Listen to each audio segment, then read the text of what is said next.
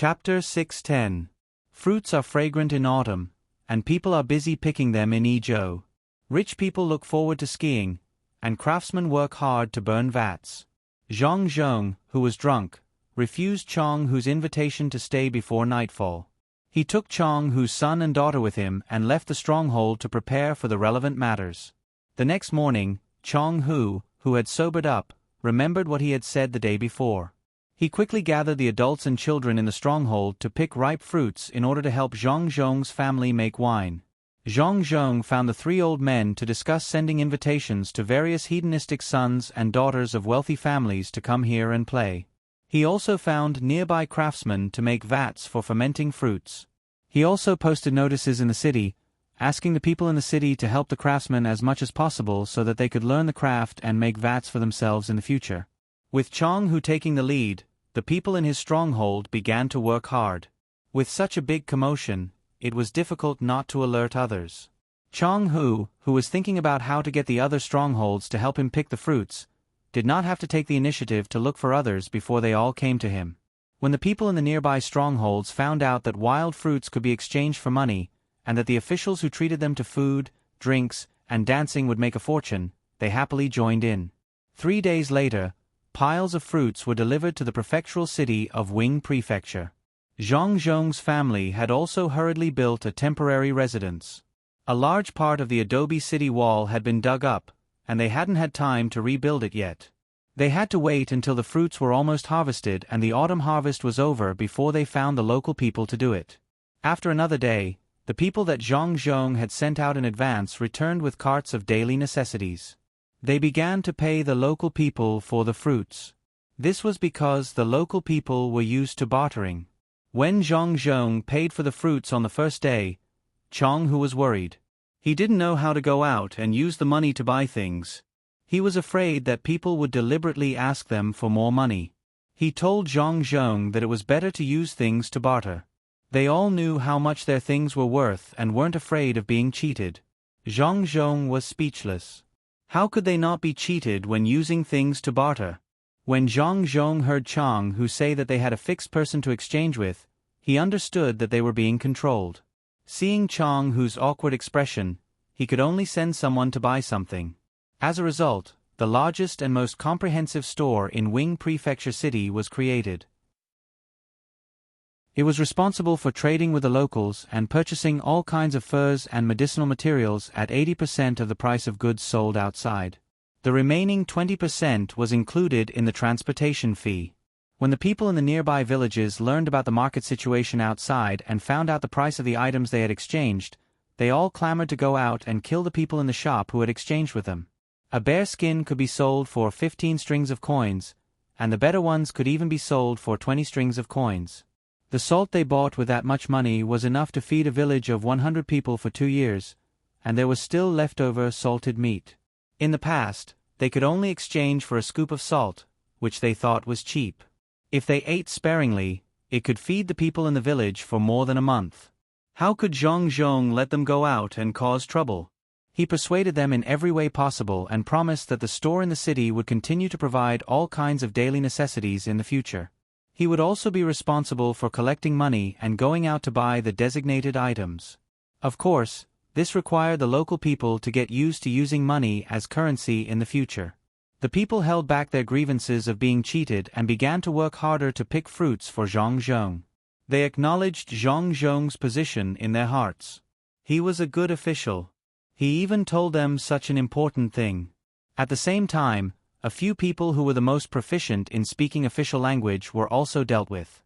They were the people who often brought people out to trade. In Ezhou Prefecture, they actually had a big house and many good lands outside.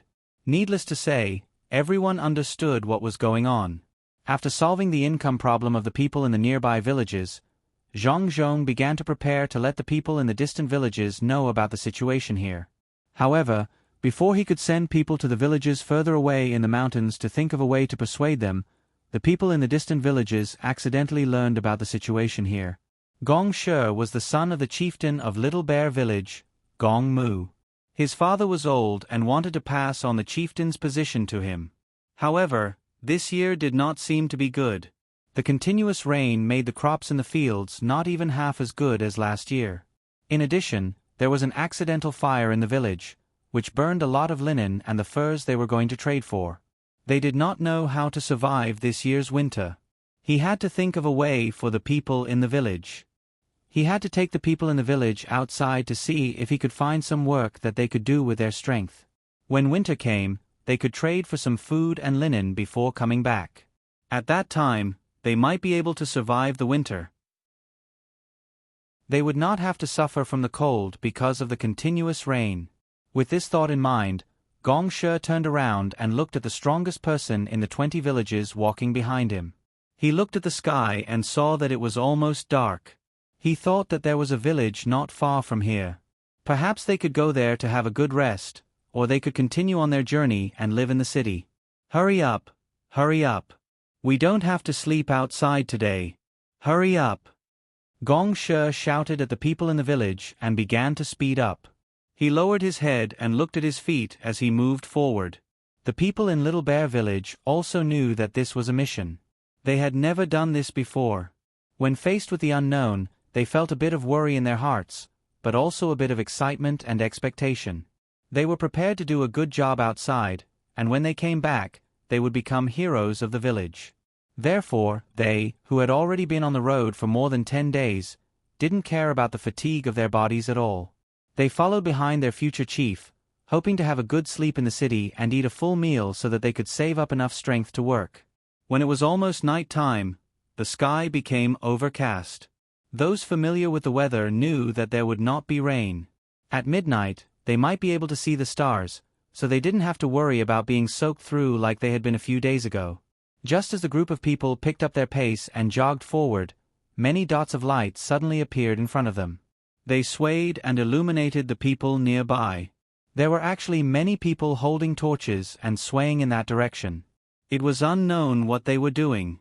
With curiosity in his heart, Gong Shi couldn't help but stop and look in front of him in a daze. The people behind him also stopped and pondered. The people in front of them didn't rest early at night, but instead ran up the mountain to do something. After thinking for a while, Gong Shi, who still couldn't figure it out, began to slowly move forward. When he got closer, he let out a sigh of relief. He recognized the people in front of him. They were the people from the mountain village who couldn't make it in time to stay for the night. Not only were there adults, but there were also children climbing up and down.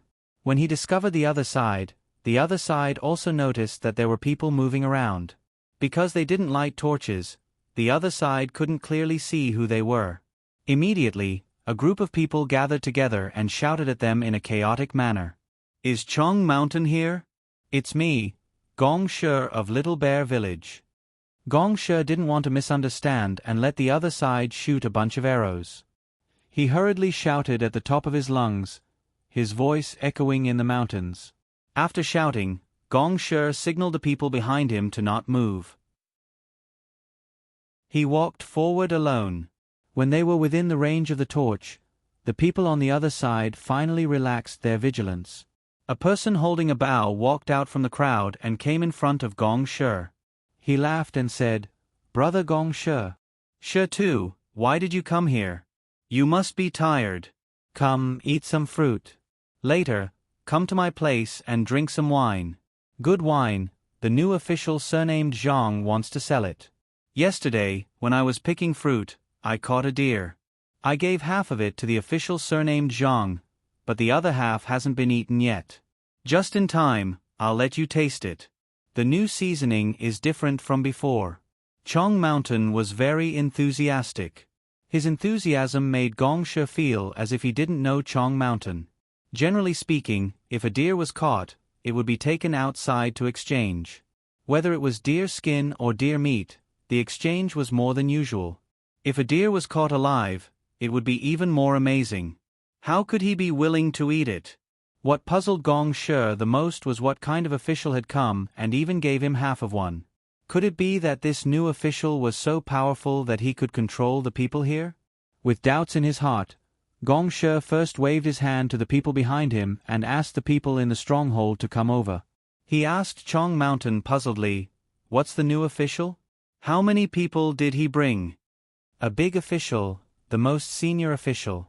The whole Wing prefecture has to listen to him. Even that Fong guy has to listen to him when he sees him. He has a lot of people, almost 2,000. The city can't accommodate all of them, so he tore down the city wall and built houses there. When the houses are built, people can live in them. When it gets cold, they have to rebuild them. Chong Mountain passed a fruit in his hand to Gong Shi and took a bite. He said while chewing. After hearing this, a trace of worry appeared between Gong Shi's eyebrows.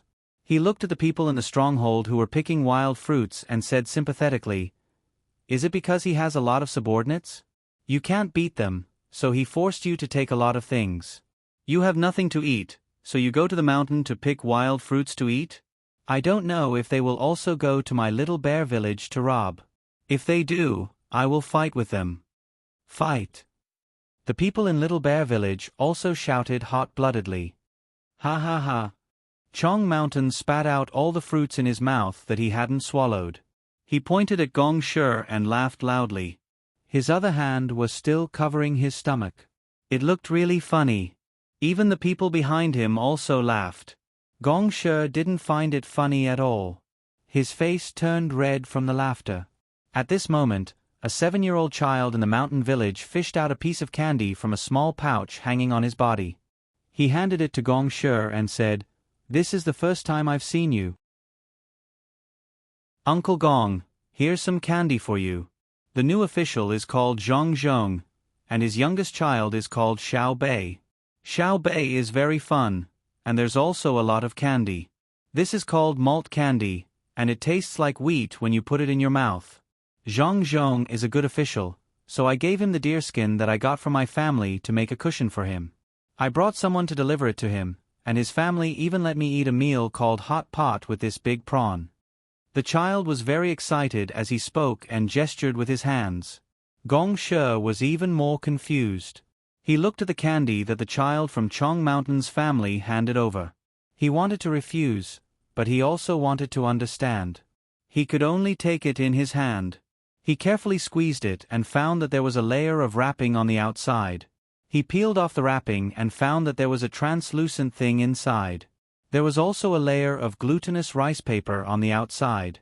He knew that this thin layer of paper could be eaten, but it was only wrapped on the outside of something delicious. He couldn't hold back the doubt in his heart, and under the child's expectant gaze, he threw the candy into his mouth. A sweet, honey-like taste instantly filled his mouth. "Uncle Gong, is it delicious? I still have a few pieces."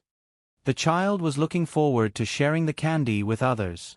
Gong Shi suddenly had a feeling of recalling the candy he ate several times when he was a child. He was so happy. This candy was obviously better than the ones he ate when he was a child.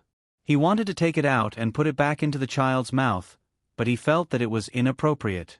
He could only hold back the idea and ask, "Is this candy very expensive?" "I don't know." One of Xiaobei's sworn brothers named Young Man said that the candy was made by himself. "You can't buy it or exchange it. I know that Xiaobei's house is very beautiful. There are bright lights inside. Unfortunately, I can't get in. There are 3 floors, and the blanket inside is very smooth." The child didn't know the value of the candy. He only knew that it was delicious. He also knew that Xiaobei's house was beautiful. The courtyard where the house was placed was built first. The ground inside was very smooth stone, which could reflect people's shadows. Gong Shi found that the child couldn't understand it for a while. He had to look at Chong Mountain and wait for him to explain. Chong Mountain's life was better recently. He exchanged a lot of things that he usually needed with fruits, including beautiful porcelain bowls. He was in a good mood.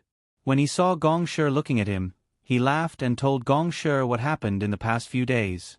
From Zhong Zhong bringing people here, to eating, drinking, and playing outside the city, and then to collecting fruits to make wine, to opening a new shop, and to being cheated when he exchanged things before.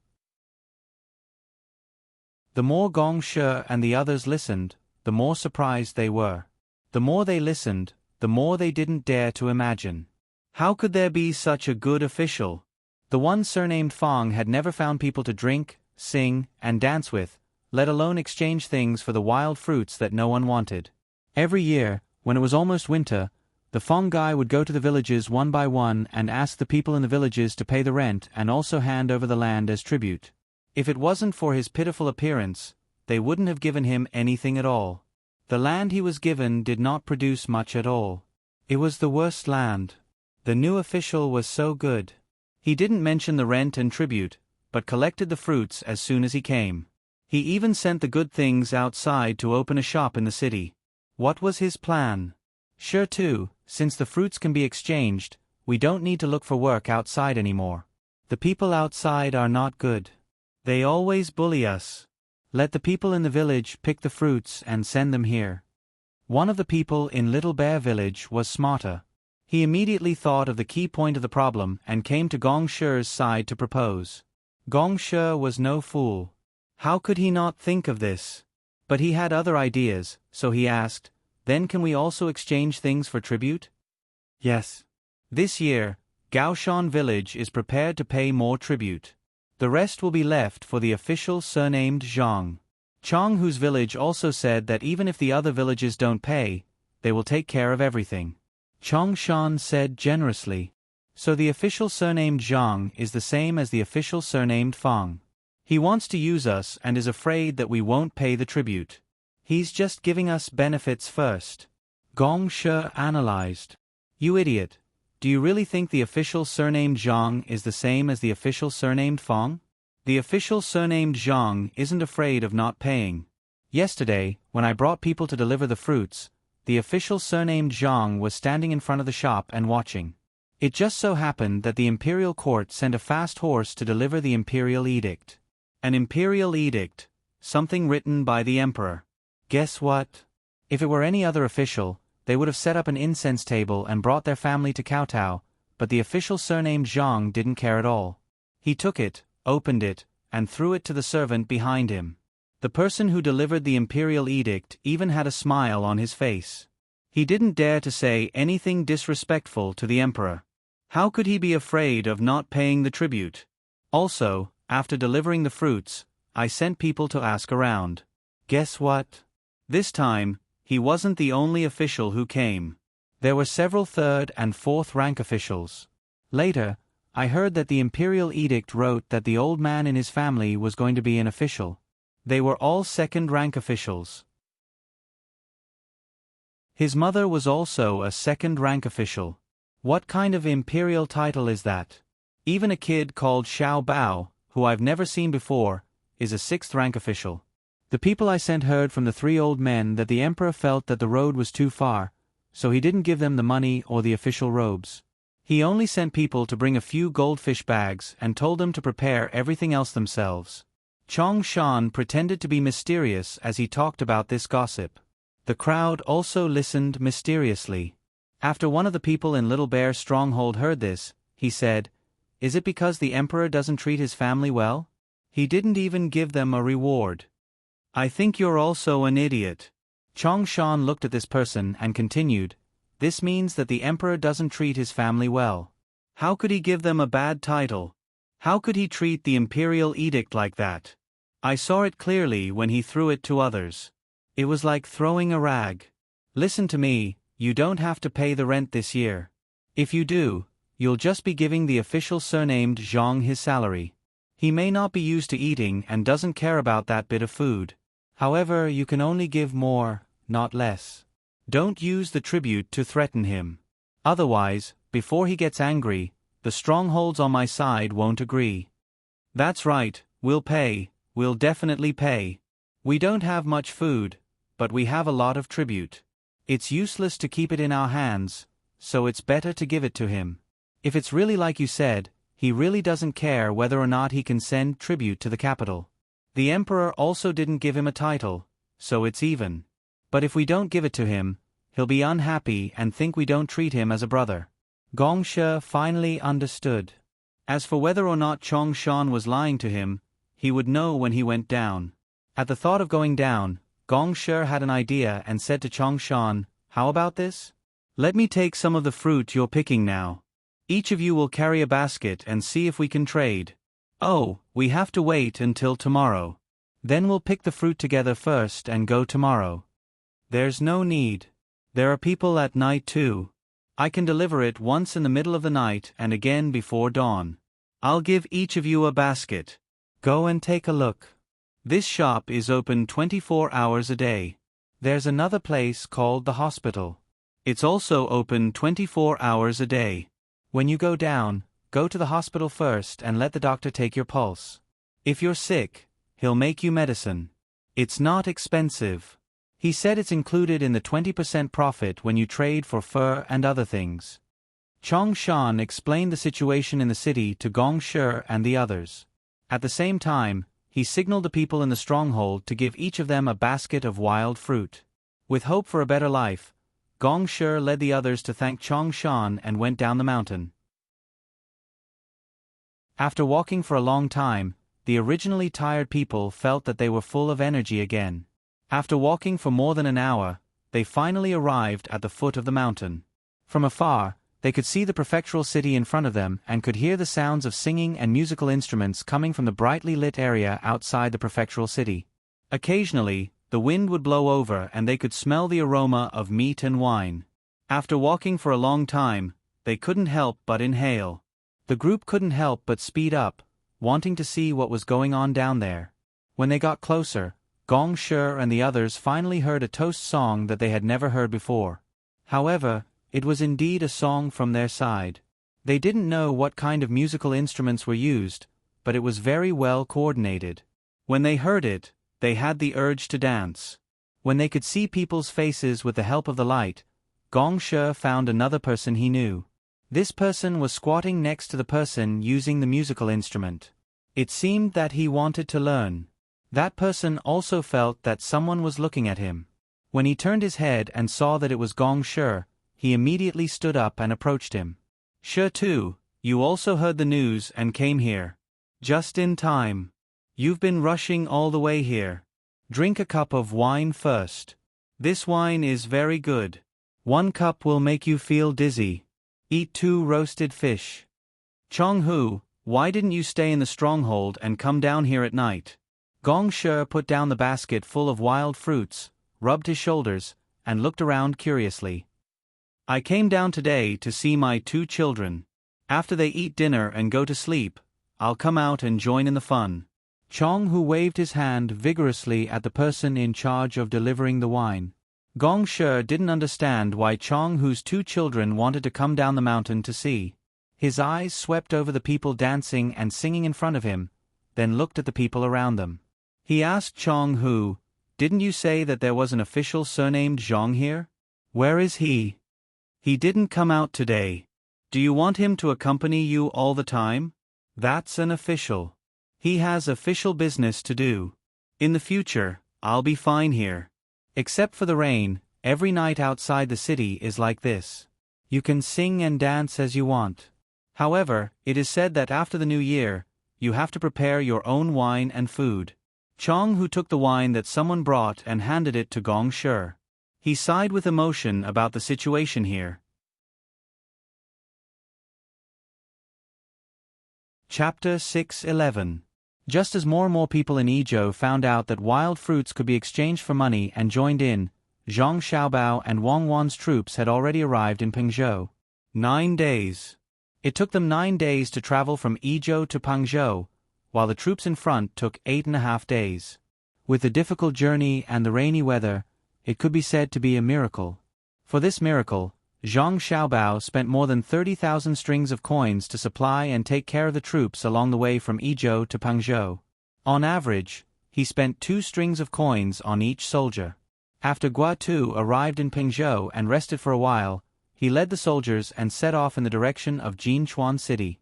At the same time, he didn't forget to write a letter to the imperial court about what had happened along the way. There was no lie in the letter at all.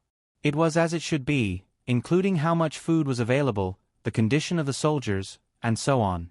He praised the Zhang family fiercely.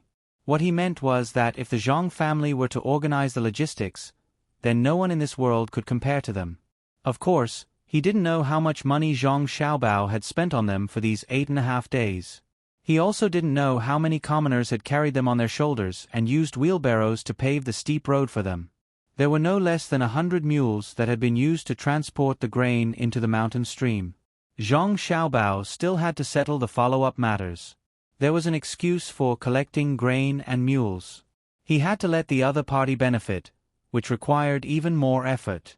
Without the logistical support provided by manpower, not to mention 8.5 days, even 16.5 days wouldn't be enough for them to reach Pengzhou. Zhang Xiaobao practically used his planning skills to the extreme. Only then did he manage to perfect the entire layout and take care of every single place. Gua Tu left with the provisions that Zhang Xiaobao had prepared for him. Zhang Xiaobao and Wang Wan stayed in Pengzhou. The two of them only had Zhang Zhong's name on them. At the same time, they weren't in charge of Pengzhou's defense and didn't care about the local matters. Therefore, the officials in Pengzhou didn't pay attention to the two of them and treated them as if they were here to play. They didn't arrange a relay station for us to stay and just told us to find our own place. No matter what, we're contributing to the country. Before Zhang Xiaobao and Wang Wan could say anything, the people in the inner courtyard were already dissatisfied. Zhang Xiaobao hurriedly berated them. If you say anything more, then go back. We were arranged to gather grain for the army, not to take over other people's defense. The reason why we're still waiting here is because we're afraid that the imperial court will continue to order us to gather more grain. I reckon that it's impossible. Even if we gather more grain, they won't need us. With the Jiannan military governor around, he'll be busy when the time comes. Wang Wan also said from the side, hurry up and find a place. This place is not bad and there are many mountains. It's perfect for training. Even Grandpa Bai and Grandpa Yao's people will be trained together. Remember, if you see any pandas with dark circles on their eyes in the mountains, catch a few for me. If you see any pregnant pandas, it'll be even better. When the time comes, bring them back for Xiao Bei and the others to play with. As Wang Wan spoke, a scene appeared in her mind. A 4 or 5-year-old Xiao Bei and the others wearing beautiful clothes walking on the streets with a silly panda following behind them. They would stop from time to time and look around. It must be very interesting. Then they had to be trained from a young age. Otherwise, the pandas would easily eat Xiao Bei and the others as snacks. After getting used to being together, the pandas were still very cute. Wang Wan immediately carried out her plan, leaving the people in the inner courtyard to follow Zhang Xiaobao's plan.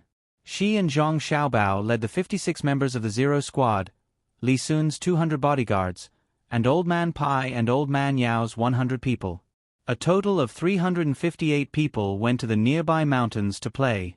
This place is good. It's rich in resources and all kinds of minerals. It's a pity that we can't develop it right now. We can only wait until we have the conditions in the future. It's said that there's a lot of limestone here, which can be used to make cement. There's also a lot of medicinal herbs. Since there aren't so many people picking them, let's gather more and bring them back to the research institute. Wang Wan changed the environment and didn't think about the war in front of her. She happily talked to Zhang Xiaobao as they walked on the road. Zhang Xiaobao was still thinking of other plans. He couldn't let this trip go to waste. No matter what, he had to obtain enough benefits to scare Li Longji. Otherwise, he would send them to the border for no reason in the future. Most people wouldn't be able to adapt to the climate here. Thinking about the various frontier poems written by Gao Shi in the future, he knew that once they left Pengzhou, they would only be waiting to suffer. Hearing Wang Wan's words, he said absent-mindedly, yes, there are still a lot of things that we have to think of ways to make use of. For example, the bamboo and coal here. If we don't use them properly, it would be a waste for us to come so far. I'm talking about medicinal herbs. What coal and bamboo? I remember that this is the most suitable place to produce medicinal herbs, especially the temperature and humidity. Why don't we set up a medicinal herb plantation here and contribute to opening welfare hospitals everywhere in the future? Wang Wan bent down and grabbed a handful of grass from the mountain road. She looked at it in her hand, as if it was medicinal herbs that were everywhere. Then let's try to plant one. Even if it doesn't succeed, we can let people know that there is such a method. Nowadays, people just go and pick them directly. As the tools become more and more advanced, there are no good medicinal herbs left. Now, why do I feel that Guo might not be able to win? Isn't it a little too little to send 15,000 people? I remember that a few years ago, Tubo sent 100,000 or 100,000 soldiers. Jinchuan is such an important place. Who wouldn't arrange more soldiers here?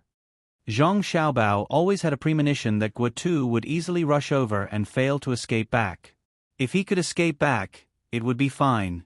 If he went with 15,000 people and returned with only a few hundred people, not only would the people of Wangjiang not be able to report their worries, but many people would also die. That would be very sad. Because Wang Wan had cooperated with the people here, she also knew that Jinchuan was not a place to fight. However, if it was her, she felt that there should be hope. The art of war was to use one's strength to overcome the enemy's weakness. As long as the quality of the soldiers was high enough and the logistics were sufficient, she was confident that she could divert the enemy and find a chance to win if she was the commander.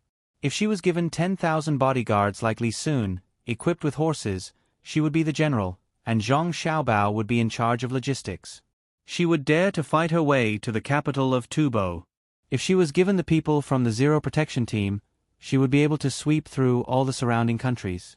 It would not be a problem even if she were to fight her way to Arabia.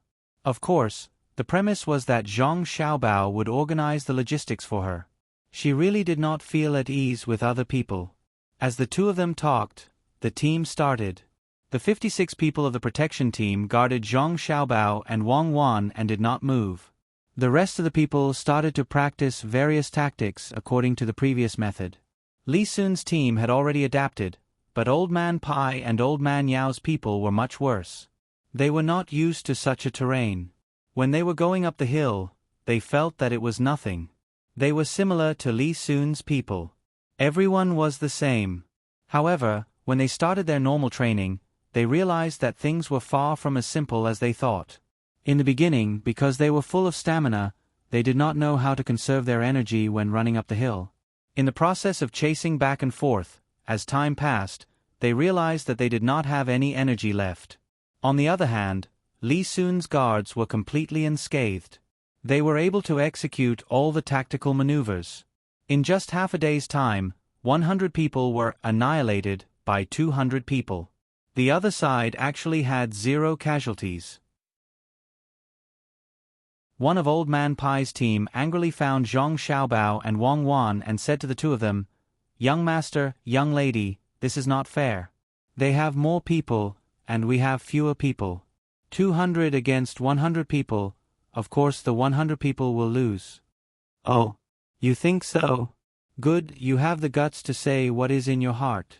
You deserve praise. You guys take a rest first. At the same time, you are responsible for my and Cuckoo's protection work. Let the others continue to train. After 4 hours, the protection team that has finished training will not do any rest and will directly fight against your 100 people. What if you still lose?" Zhang Xiaobao did not expect that someone would find an excuse for himself. During a battle, who cared how many people you had? You were just one person, and the other side would still fight. It was just 2 times the number. How many? In history, there were so many battles where fewer people won. It was not about who had more people. If it was about the number of people, then it would be simple. The 100 people were indeed tired and wanted to have a good rest. They thought that it would be easier to guard Zhang Xiaobao and Wang Wan. Therefore, that person said on behalf of everyone, "If we lose again, we will be punished with 50 strokes of the military rod." No need. It hurts so much when the military rod hits the body. "I won't hit you. After you lose, you will help out when you go back. No matter what work you are given, you are not allowed to be picky. Even if I ask you to jump into a cesspool to catch maggots, you have to catch enough for me. Otherwise, I will talk to Grandpa Bai." Zhang Xiaobao usually could not command people like them. Now that he finally had the chance, how could he not take advantage of it? This person agreed without thinking. After all, they had never fought against the people from the seedling protection team. Usually, they only heard about how powerful they were. No matter how powerful they were, they only had 1 nose and 2 eyes. He did not believe that 100 people could not take care of 50 people. The job of the guards changed. The people from the seedling protection team went to fight against the 200 people from Li Sun's guards. These 100 people wanted to follow Zhang Xiaobao and Wang Wan to have a good rest. However, Zhang Xiaobao did not intend to let them relax now. If he did not teach them a good lesson, they would not be obedient in the future. In the army, strength was the most important thing. Thinking of this, Zhang Xiaobao said to the 100 people, "How about this? It's boring to be idle. Cuckoo and I will run 100 steps forward and then hide. You guys find me and Cuckoo. How about it? Just treat it as hide and seek." Wang Wan was happy when she heard this. In the past, when she was at home, she could only find a suitable place to exercise, but she could not play as well as she did today. At home, she had to pretend to be dignified when she met others. Today, it was really exciting to cooperate with Zhang Xiaobao and play hide-and-seek with 100 people. She said happily, "Let's do it this way. I'll leave you 2 binoculars. You can use them. You have 2 hours. If you catch them, you will be rewarded with 10 strings of coins. If you don't catch them, you will be rewarded with 10 strings of coins. Is there any objection?" The 100 people looked at the height of Zhang Xiaobao and Wang Wan and thought about their age. They did not take it to heart at all. They nodded and agreed, ready to earn 10 strings of coins. One by one, they rubbed their hands and waited for Zhang Xiaobao and Wang Wan to run away. Zhang Xiaobao and Wang Wan looked at the surrounding environment, chose a direction, and ran out holding hands. After running 100 steps, they shouted, "Okay, you can come and catch us. As long as you catch us, I will give you 10 strings of coins." The 100 people were excited. They did not need binoculars at all. They could see the clear figures of Zhang Xiaobao and Wang Wan now. It was just that there were more trees, so it was nothing. They spread out and surrounded them, in case Zhang Xiaobao and Wang Wan ran away. In this way, the 100 people began to play hide-and-seek. The figures of Zhang Xiaobao and Wang Wan appeared in front of them from time to time, but when they reached the place, they found that they were still so far away. They did not know how the 2 children could run so fast. As they ran, the 100 people found that one person in front of them was missing. Wang Wan was gone, and only Zhang Xiaobao was left. This time, they were confused. Just now, they wanted to catch Wang Wan, but they did not know when she had hidden. The person who complained at the beginning quickly ordered 50 people to look for Wang Wan on the way here. He thought that Wang Wan had hidden while the others were not paying attention, and the remaining 50 people continued to chase Zhang Xiaobao. The more they chased, the more trees there were. If it were not for Zhang Xiaobao's figure flashing from time to time, they really could not find him. This chase went on for an hour. The 100 people who had not had a chance to rest finally felt a little tired. However, they were not willing to take out 10 strings of coins for nothing, so they could only grit their teeth and continue to chase. After chasing for about a quarter of an hour, the person who complained first gestured for the 50 people to stop. He pointed to a place in front of them. There was a big tree there, and beside the tree, a corner of clothes could be seen. If one did not look carefully, they would not be able to see it. Be careful. Surround it and surround this place. We finally caught one. I don't know if the people on the other side have caught Wang Wan. It's better to catch one than not to catch one. When the time comes, it will be hard to determine the winner, so we don't have to worry about taking out 10 strings of coins. The person whispered to the others. The crowd began to disperse and slowly surrounded the place. When the encirclement was successful, the 50 people shouted happily and rushed over. However, when they came close, everyone was dumbfounded. There was only one piece of Zhang Xiaobao's clothes here. It was held up by a stick, and from the angle they found it, there was a corner of it.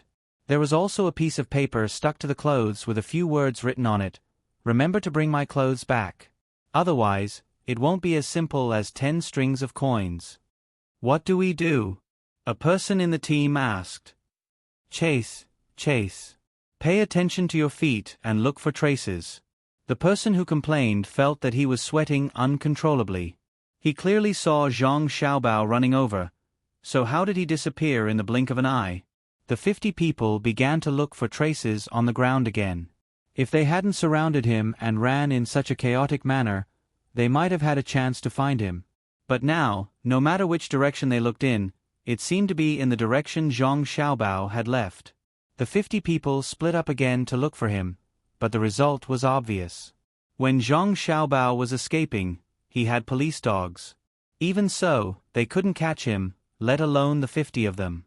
These 50 people couldn't find him, and the 50 people who were searching for Wang Wan were also at a loss. Where was Wang Wan? The 50 people discussed for a while and decided that Wang Wan was still with Zhang Xiaobao. They decided to meet up with the 50 people in front of them first. When the 100 people successfully met up, Zhang Xiaobao and Wang Wan were eating at the place where they first came out. We made a profit. 10 strings of cash per person, so 100 people will have 1,000 strings of cash. That's enough to do a lot of things. Xiaobao, do you think they can take out the 10 strings of cash per person? Wang Wan sat there and leaned her head on Zhang Xiaobao's shoulder. She ate a hazelnut as she asked Zhang Xiaobao. Zhang Xiaobao held a fruit that he had just plucked. He didn't care that it was so sour that his teeth were about to fall out. He ate it in small bites and replied, "They probably can. They don't usually have much to spend. Their meals are all ours. Just as well. We'll treat the 1,000 strings of cash as food money. If there's a chance in the future, organize a few more such activities. We can't let them take advantage of us for nothing. Then tell me, how do you think Grandpa Bai and Grandpa Yao will treat them when they know about this?" Wang Wan stuffed a hazelnut into Zhang Xiaobao's hand. "That's none of our business.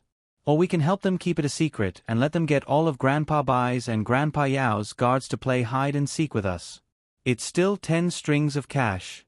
If we win once, we'll give the 100 people a tenth of what we won. If we win 10 times, they can earn back the money they lost. I think this is fine. I'll tell them later."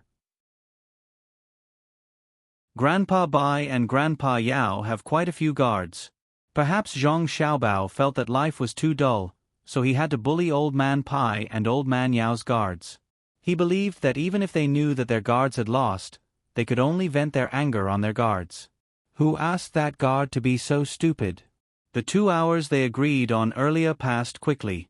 The 100 people knew that they had lost, so they could only return, hoping to see Zhang Xiaobao and Wang Wan.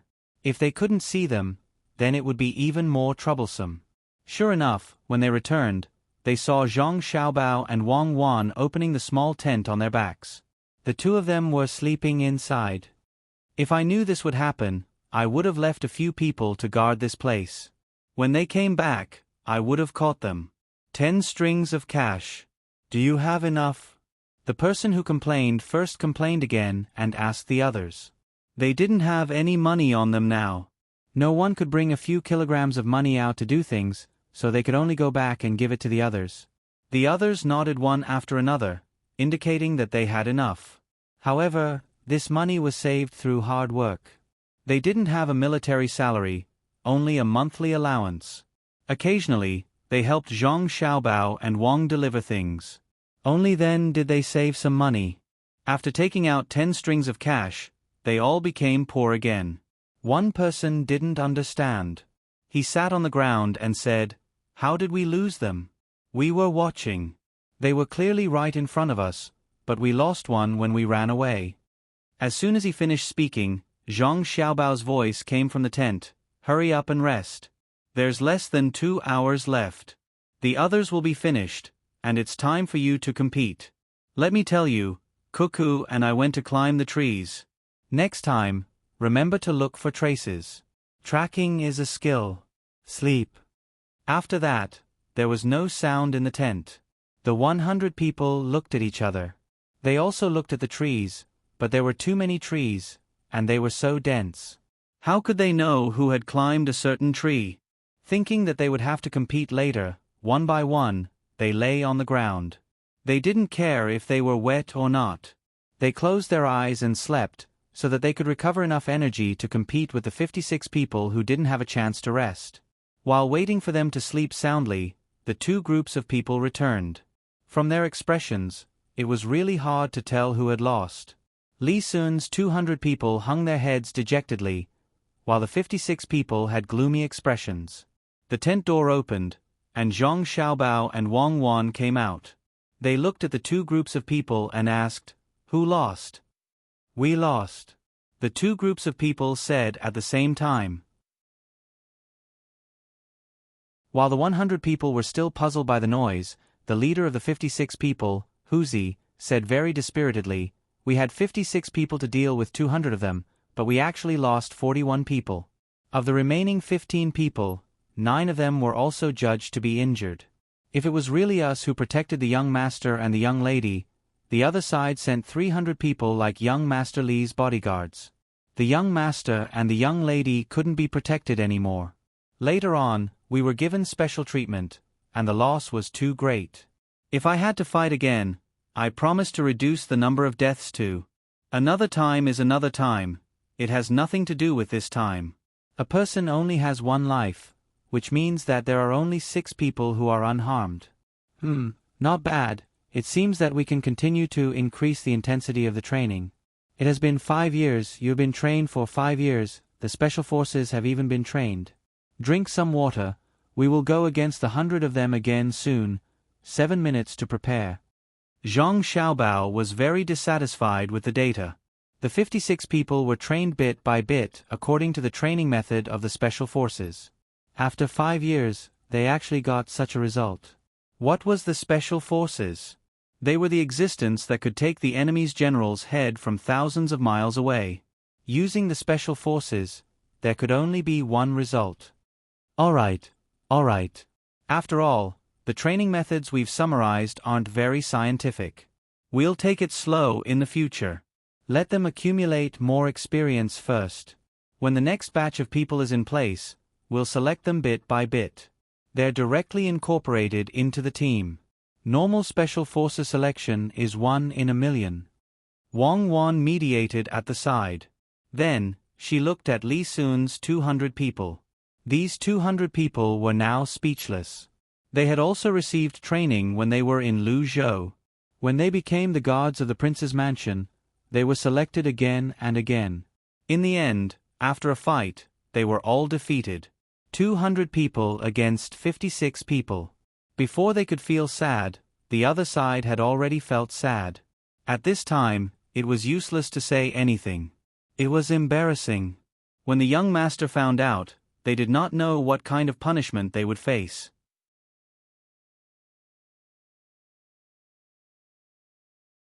Chapter 6:12.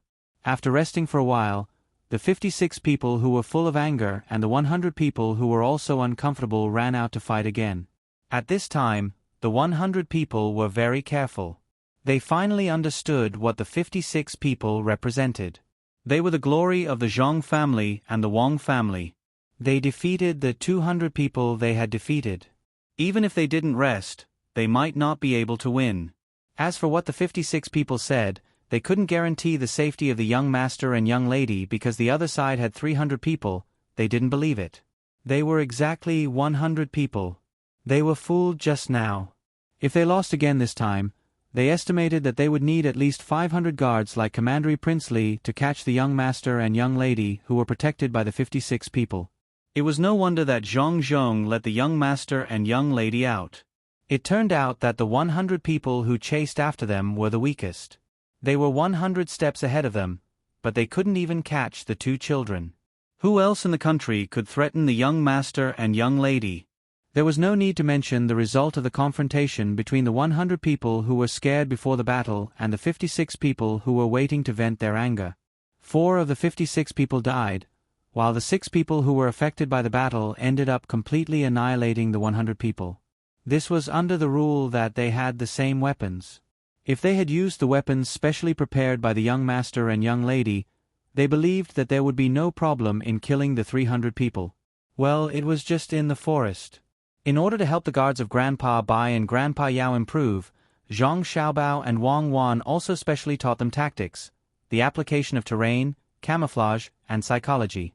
Even though the 56 people and Li Sun's 200 people had already learned, they also listened carefully.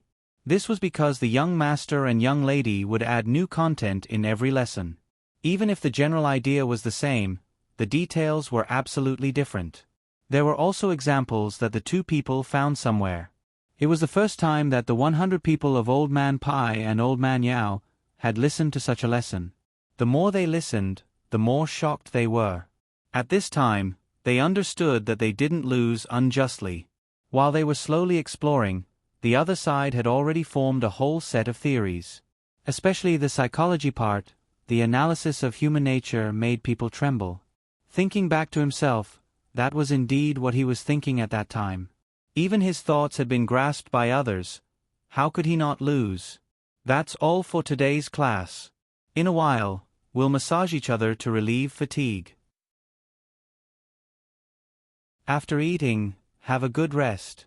At the same time, think about what you've learned today. In the next class tomorrow night, I'm going to talk about how to adjust your rhythm when you're tired and excited. Cuckoo will explain it to you. Excitement is the cause of body control errors. Class dismissed. Zhang Xiaobao threw away the stick that was used as a pointer and said to the crowd, "Whoosh." Li Sun's 200 bodyguards and 56 members of Squad 0 stood up at the same time and respectfully bowed to Zhang Xiaobao and Wang Wan.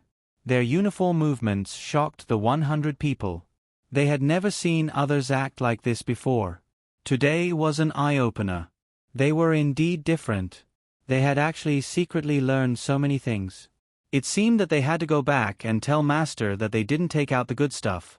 Just as the 100 people had such thoughts, Zhang Xiaobao opened his mouth again and said to them, "Go back and tell Grandpa Bai and Grandpa Yao that I, Xiaobao, said that if they want to train military officers, they should arrange for smart people to come over. I will only say the same thing once with Cuckoo. Learn as much as you can, and don't answer any more questions after class. Cuckoo and I don't have time for that. Also, the most important thing is that they have to be literate. If they don't understand, don't blame others. We will only teach 100 people at a time. The quota is limited, so you have to cherish it. Yes, all of you, just tell the truth.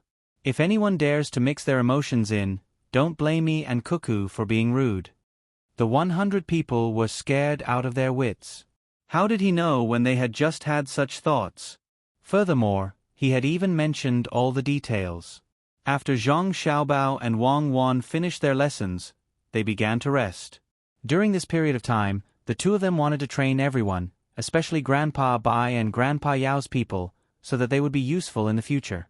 During the days when Zhang Xiaobao and Wang Wan were training people, the people in the various strongholds in Wing Prefecture were busy picking fruits. No matter how far away they were, they all received the news. Countless fruits were sent to the prefecture in Wing Prefecture. The craftsmen from outside also burned many large vats to ferment the fruits. A portion of the charcoal that Zhang Xiaobao had people purchase earlier was used to turn the red pond into white sugar. After that, it was processed into rock sugar so that it could be used to make wine together with the fruits. When this portion of charcoal was delivered, Old Man Pai and the other two were puzzled. When did they buy the charcoal? In the end, after asking around, they found out that they had already been purchasing charcoal when the fleet was sailing on the river. After obtaining this result, the three old men fell into a daze again. This is impossible. Absolutely impossible. Unless they have an immortal in their family.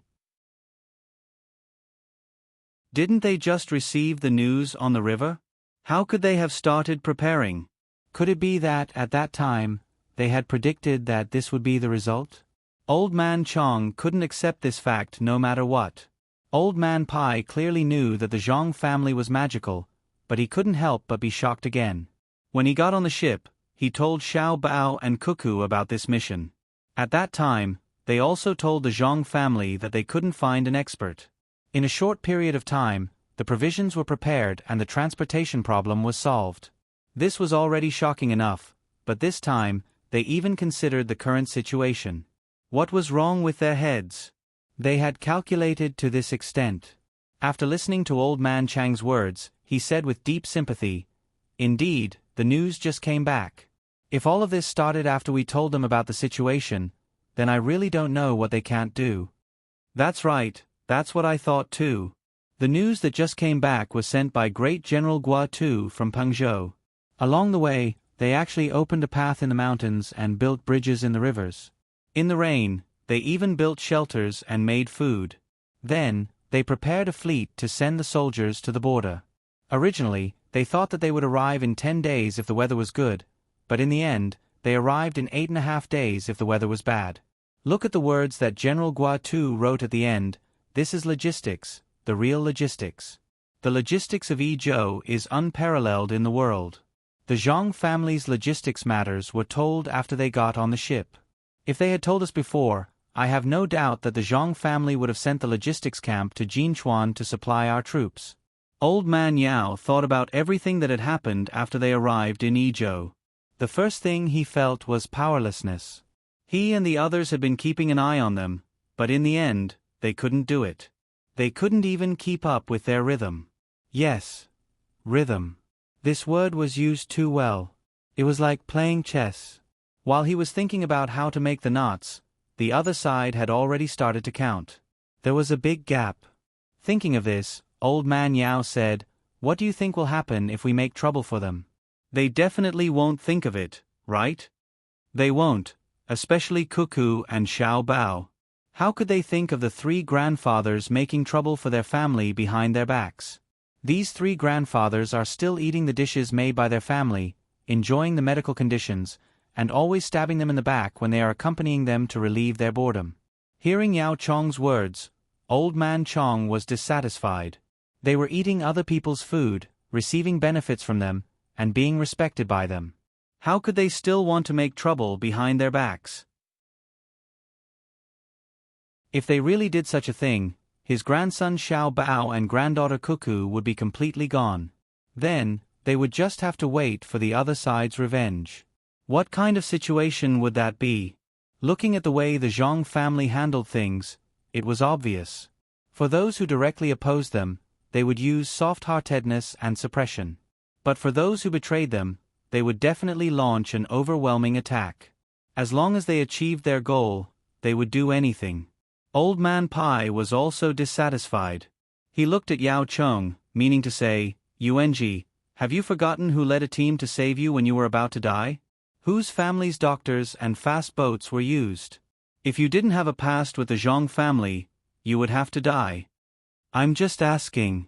I don't intend to do that. The Zhang family is too powerful.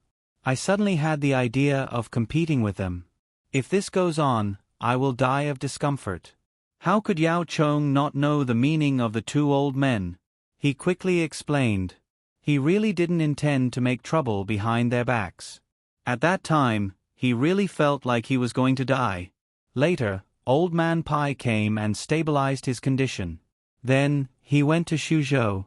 As soon as he met the Zhang family and Wang family, he was specially taken care of.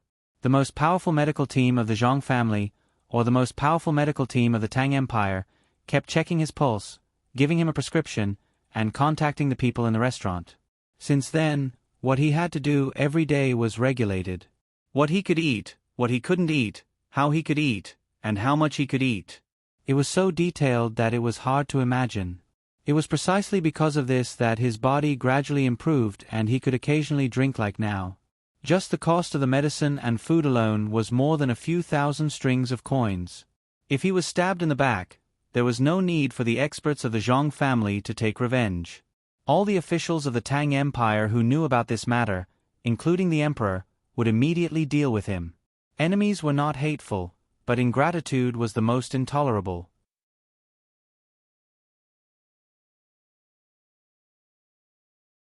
Chapter 613.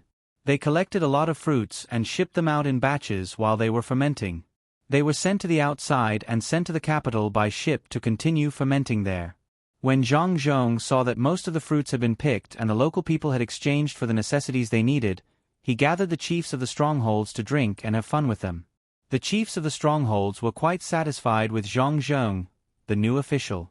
He didn't use his official status to pressure them like the other officials. Of course, they weren't afraid of him. During the days when Zhang Zhong was here, he was like a brother to the locals. He did things from the perspective of a brother, which made the chiefs feel very comfortable. Because some of the people were near and some were far away, Zhong had no choice but to first prepare the things and settle the people who came first. After all, the matters to be discussed later required the participation of all the patriarchs. If he told a portion of the people in advance, the people who came later would not be willing. Feng Sima, how many people are missing? Zhong sat in the yamen and asked Feng Sima, who came with a list. Sir, we are missing 2 people. It is estimated that they will arrive in less than 2 days. Sir, do you want to summon all of them here now? Feng Sima replied respectfully. He now not only admired Zhong, but also feared him. He had been the Sima of Wing Prefecture for 6 years. In the past, it was very troublesome to do things every year. The local people didn't cooperate at all. He didn't dare to scare them. If he didn't scare them, it would be easy for them to rebel. When Zhong came, he thought that Zhong would do the same thing as him. When it came to collecting tribute, he would go to each stronghold to discuss it. Who knew that this was not the case at all? Zhong came here to have fun, and he even built a good relationship with the local people while he was having fun. Now, it was needless to say that all the strongholds recognized Zhong as the new official. From this, it could be seen that the Zhong family was not only good at business but also as officials. His son had indeed found a good place in the academy. He could not afford to offend him.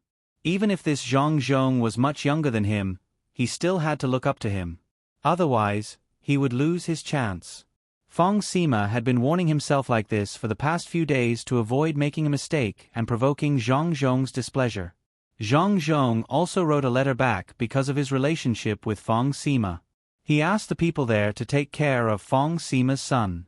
It would be best if he could become a jinshi and get a high position. Zhong shook his head and said, "No, even if it's just one person, we have to wait for him. If something happens to him on the way, I'll have to go and ask him personally. Then, we'll have to wait for another person from the stronghold to come here and discuss this matter. What about the limestone that I asked you to purchase under the name of the government? That's the key to the success or failure of this matter. We can't be careless. Sir, it's all ready. The people who took the job are burning it. If we don't give them the money now, they'll be worried. This is not the first time they've asked someone to tell me. Should we give them some benefits first?" Feng Sima didn't understand why Zhong wanted to buy so much limestone. He asked people to burn it, and he also asked people to pick it. He even used the government's name to buy it. Even now, he still owed money. If it was a normal business, he would have stopped doing it long ago. Zhong was not worried at all. He said to Feng Sima, "Don't worry.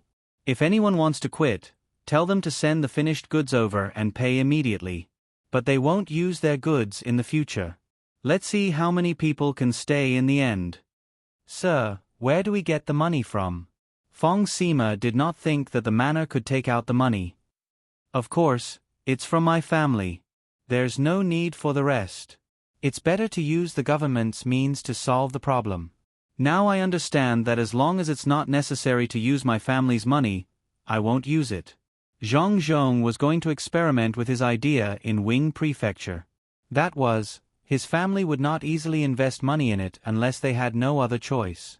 After everything was arranged properly, the 2 human leaders who had arrived late had finally arrived. The meeting could begin. Old Man Pai and the other 2 also came to join in the fun. They wanted to see what other tricks the Zhong family had. At the same time, they wanted to verify their own guesses. Sometimes, this kind of game was really interesting, even if they guessed wrong. One by one, the patriarchs sat in the hall, waiting for Zhong's arrival. At this time, they did not have the usual idea of calling each other brothers. After all, Zhong invited them in the name of the government. Of course, it was different. In the past, if anyone dared to invite them in the name of the government, they would not come. They would be lucky if they did not fall out with him. But now, they did not feel disgusted with Zhong at all. Zhong had brought them a lot of benefits, especially the hospitals in the city. Many people had been treated after they came here. In addition, they collected fruits and exchanged goods with the shops. The lives of the 4,000 or so people in Wing Prefecture were much better. Not to mention other things, they could eat salt every day for every meal. Compared to the past, it was really unbearable to look back on. Zhong Zhong did not make any long-winded speech. He directly told them his plan, which was a part of the plan left by his son. Yes, a part. After this, there would be more. It was the kind of plan that was closely linked. He had not seen it for a long time. This time, it finally appeared again. Old Man Pai and the other two also listened carefully. There was not much content. It was very simple. It was to build a dam in a place that was suitable for each village. It did not need to be big, just small ones. They would store the snow water on the mountain. The materials for building the dam had been prepared. As long as the patriarchs agreed, it could be implemented in a few days. This should be to burn the cement locally. It is estimated that after it is burned, the place will be flattened immediately. This secret cannot be leaked out. Old Man Zhang held a glass of wine in his hand and took small sips as he spoke. His wine was not for him to drink casually. Old Man Bai and Old Man Yao did not have the medicinal wine that was specially prepared for him. The main reason was that he had always practiced hard skills in the past and did not take care of his body. When he was older and in such an environment, his joints could not take it anymore. The pain could no longer be alleviated according to the treatment methods in the past. Fortunately, there was a good person in the medical team of the Zhang family, who wrote a new prescription. That was to drink half a liter of ant wine a day. The alcohol content was not high, but it was pure grain wine. With hot water packs and massage, the pain was not so bad yesterday. He continued to drink today. Old Man Pai also wanted to drink, but was stopped. He could only stare. When he heard Old Man Chang's words, he said, "We all know that we need to use cement, but the question is what to do next. What is the purpose of building a dam? Storing water and then irrigating it. This is something that everyone can understand. It is definitely not the Zhang family's way of doing things." I understand now. If you want to know what the Zhang family is going to do, you have to think about it in an abnormal way. The more you think about it, the closer you are to the truth. In my opinion, the Zhang family is building a dam here. First, it is not entirely for irrigation, and second, it is not entirely for the purpose of raising fish and shrimp. This is the most correct consideration in the eyes of others, but it is not suitable for the Zhang family. Think about it, other than these two, what else can the dam be used for? What else can it be used for? It is convenient to wash clothes, they don't have to find a river, and they don't have to dig a well to draw water. Does that count? Old Man Yao also agreed with Old Man Pai. If the Zhang family's plan was so easy to guess, then the Zhang family was not the Zhang family. That would be disappointing. That counts as one, but I don't think it is possible. The Zhang family is not stupid. They would spend a lot of money to build a dam to make it convenient for others to wash clothes. I think they will put a boat on it and wait for tourists to come, Old Man Chong added. Old Man Pai was now confident. He said to the two of them, "After listening to you, I know that the Zhang family will not build a dam specifically for irrigation. They will not raise fish, wash clothes, or boat. I have concluded that whatever other people can think of is not the Zhang family's main purpose." "Then why not?" Old Man Chong asked. "For example, we know that charcoal is used to filter sugar. That is definitely not the most important step. Otherwise, why would the Zhang family only use a part of the charcoal they bought? They even bought it in advance. Could it be that they did not think that the wood here can also be used to burn charcoal? It is not possible that they prepared it for skiing." Old Man Pai believed in his intuition and said with certainty. Just as the three old men kept guessing and denying, Zhang Zhong had finished the arrangements. All the chiefs of the strongholds agreed with Zhang Zhong's idea. It was not that they thought it was a good idea, nor was it because of Zhang Zhong's official position. It was because they felt that since their brother had brought up this matter, they had to give him face no matter what. Anyway, they did not have to pay for it. They just had to put in some effort. When the time came, they would benefit. If they did not do it well, they would help their brother. They could not be laughed at by outsiders.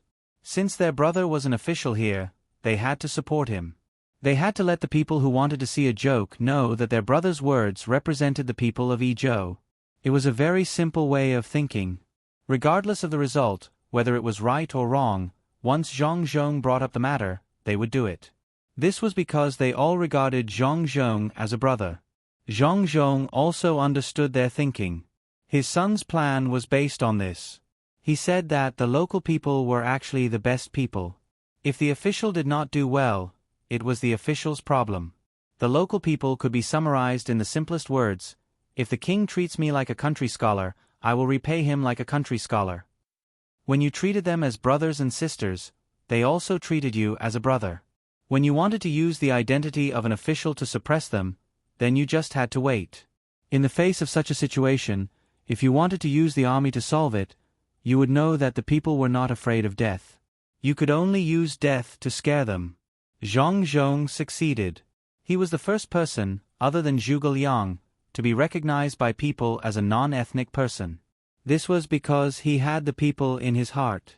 After arranging everything, the details and follow-up matters would be slowly told to each clan leader in the future. Zhang Zhong took this opportunity to have a good time with everyone. Therefore, wine and meat were prepared. In the inner courtyard of the Zhang family, Xiao Hongqian, who was singing and dancing, and the night was long without dawn. Everyone spent a night that they had never had before. Everyone was present. It was worth remembering. While the people of Izhou were busy building the dam before the autumn harvest, Zhang Xiaobao and Wang Wan also finished the 10th day of lessons. Just as the two of them were preparing to continue the training, Peng Zhou suddenly sent someone to deliver a message. When Zhang Xiaobao and Wang Wan saw the message, they really couldn't believe that Guotu was stupid enough to directly use all the troops in one place. He didn't even feint or restrain them. Does he think that his army is 150,000? That's only 15,000 people. The most infuriating thing is that he didn't capture or kill the people along the way. Isn't that stupid? He's too soft-hearted. Since it's a war, it's either you die or I die.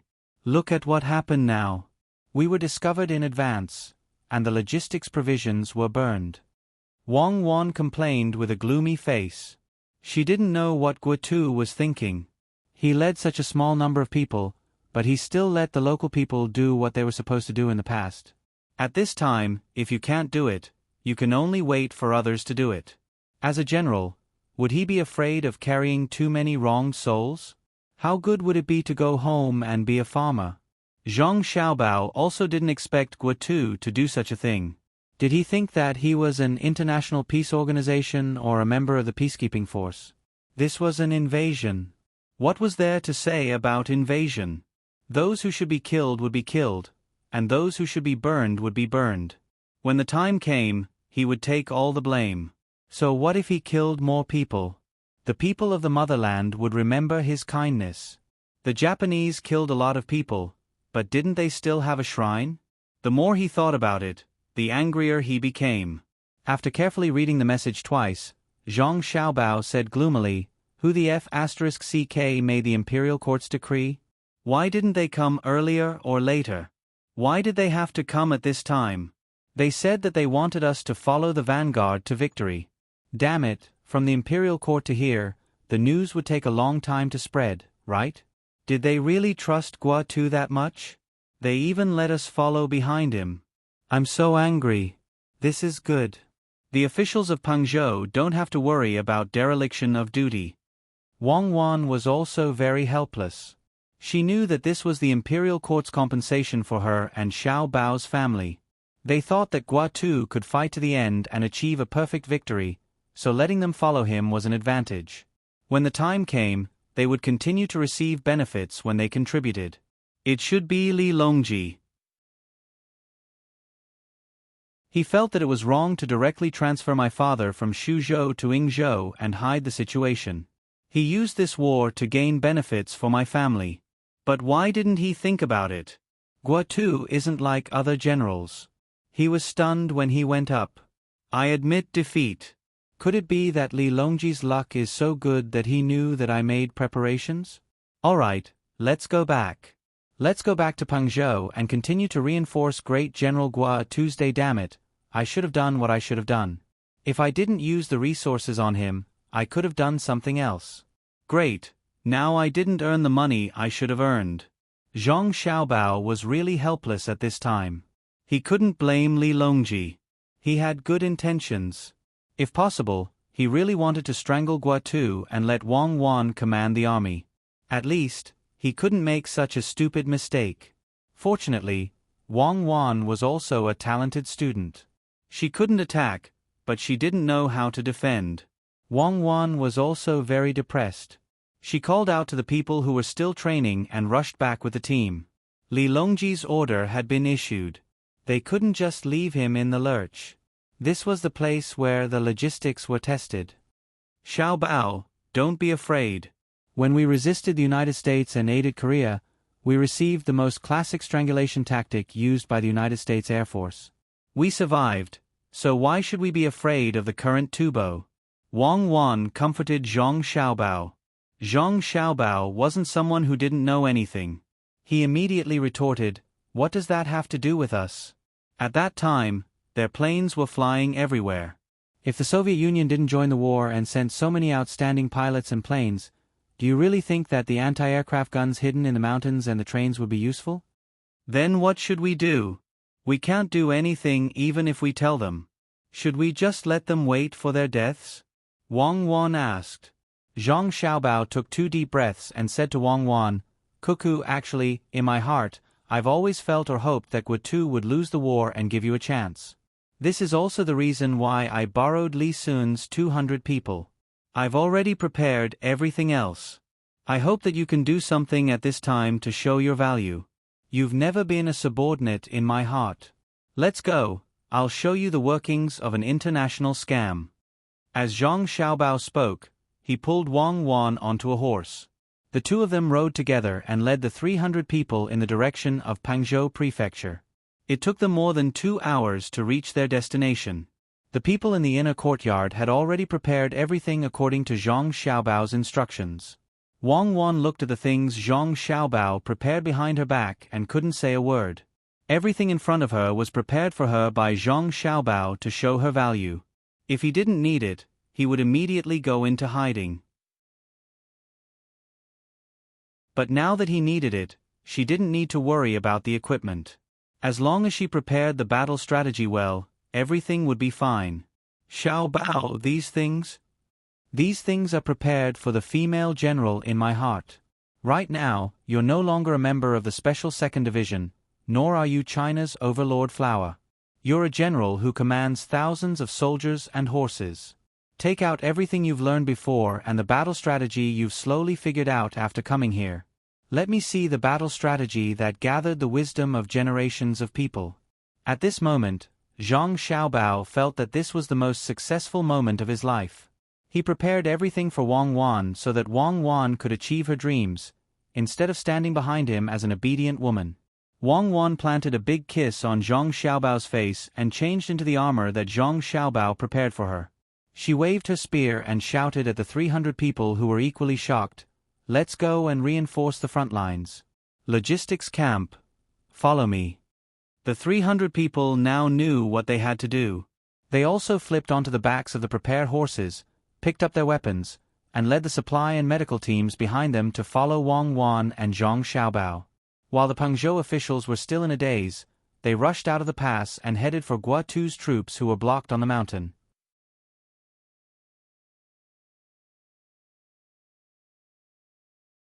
Chapter 614. Wang Wan and Zhang Xiaobao led the troops and rushed out of the pass with the cute rice seedling flag fluttering in the wind. The officials of Pengzhou looked at the shadow of the setting sun that was getting longer and longer. For a moment, they didn't know what to feel. According to the information that was sent back, Wang Wan analyzed the approximate location of Guatu's troops. Although the person who came back to report didn't say Guatu's plan, Wang Wan could still understand what he wanted to do. That was to not directly cross the river from Ruoshui and attack Jinchuan. Instead, they would secretly go to the other side of Jinchuan's mountain range and launch a sneak attack on Jinchuan. The idea was not bad, but it was not ruthless enough. Now, their retreat path should be blocked, and the road ahead was open. The Tubo people wanted to lure the Tang army to the most comfortable path forward. Once they entered, they could forget about coming back. I'm sure that Guatu will escape north along Jinchuan's mountain range. Oh, it's called tactical diversion. He won't force a breakthrough. Even if he escapes back, not to mention the loss of troops, the mission will not be completed. Will Li Longji let him go so easily? Of course, he won't go west either. Once he goes in, he will be buried in a foreign land. The Tubo people will send people to surround that place like an iron bucket. As long as a general is not a fool, he won't be able to rush over. However, the mountain range is also getting more and more difficult. If he walks halfway up the mountain, he will be easily discovered by the enemy below and be followed all the way up. If he goes up, he will be waiting to become an ice sculpture. This time, Guatu can recite a poem. The Green Mountain is blessed to bury the loyal bones. Why should he bury the corpse on the battlefield? Wang Wan opened the military map here and compared it one by one. Then, she analyzed it for Zhang Xiaobao to hear. Zhang Xiaobao didn't understand military matters. To be precise, he could fool people, but it was a dream to ask him to analyze the situation of a battle. If this kind of professional knowledge could be mastered so easily, then he would really become a god. At the very least, he would have to lead the army and fight a few battles before he could think clearly. Looking at the troops behind, Zhang Xiaobao found a place on the map that was easy to go up the mountain and said, "Do we need to reinforce from here?" "No, you've seen it for yourself. Don't the Tubo people know which part of their territory is suitable for others to enter? Head north. Continue to head north. Make use of our current mobility to rush ahead of the two armies. I estimate that we will need to travel for 4 days. Let's hope that Guatu's army won't travel too fast on the mountain. That way, the Tubo people will be able to catch up faster." When we turn from the north to the west and prepare to go up the mountain to provide reinforcements, we will bump into the Tubo army at the west of Jinchuan. With the amount of people we have, we can only run if we bump into them. If we can't run away, then we'll just kill one to break even. If we can't kill two, then we'll make a profit. Wang Wan's hand drew a line on the map. Once they passed through the checkpoint, they would head north. Zhang Xiaobao was worried and asked again, "Then Guatu and the others still have food?" "It's long gone. When the informants return to Pangzhou, their rations will be eaten. The rations in the early stages will be burned. How many days of rations do you think they can bring with them? Now, I reckon that they have killed most of their horses and are hunting wild animals in the mountains. They are also looking for edible wild vegetables and fruits." Wang Wan had already thought of the general situation. This kind of thing was too common in the history of war. Some people escaped, reorganized their troops, and looked for an opportunity to obtain the final victory. Some people were drowned in the river of history. As for a person who could immediately organize an effective sneak attack and obtain a great victory in such a situation, she had never heard of anyone who could organize an effective sneak attack and obtain a great victory. "I remember now. Then we have to go over and help. Even if we can't attack the enemy, we have to deliver the food to them." Zhang Xiaobao could imagine the situation when so many people had no food on the mountain. Of course, if it were the people from the protection team, he wouldn't have to worry. If the 15,000 people were all part of the protection team, they would at least be able to kill more enemies. However, it was impossible to rely on the resources on the mountain for supplies. There were too many people and too few resources, unless they could spread out. Wang Wan looked up at the sky and pretended that it was sunny. After thinking for a while, she said, "They won't starve to death in a short time. If they are hungry, they won't have the strength, so they won't hinder us from going over. Let's go and advance. I want to see if the Tibetan army can also surround us in the desert." When Zhang Xiaobao and Wang Wan came out of seclusion and followed the orders of Li Longji, who didn't know the situation and wanted to give credit to the Zhang family, to provide reinforcements, the non-combat inner courtyard members left in Pangzhou also sent the news to Yizhou as fast as they could. Wing Prefecture was developing well. Various strongholds began to cooperate with Zhang Zhong's plan to find a way to build dams. They diverted water away from places that originally had water, and directly built dams in places that couldn't hold water or had little water. There was a wage for this, and it wasn't paid by the Zhang family and Wang family. It was put in the profit of the cement and paid in advance with the profits of the prefecture.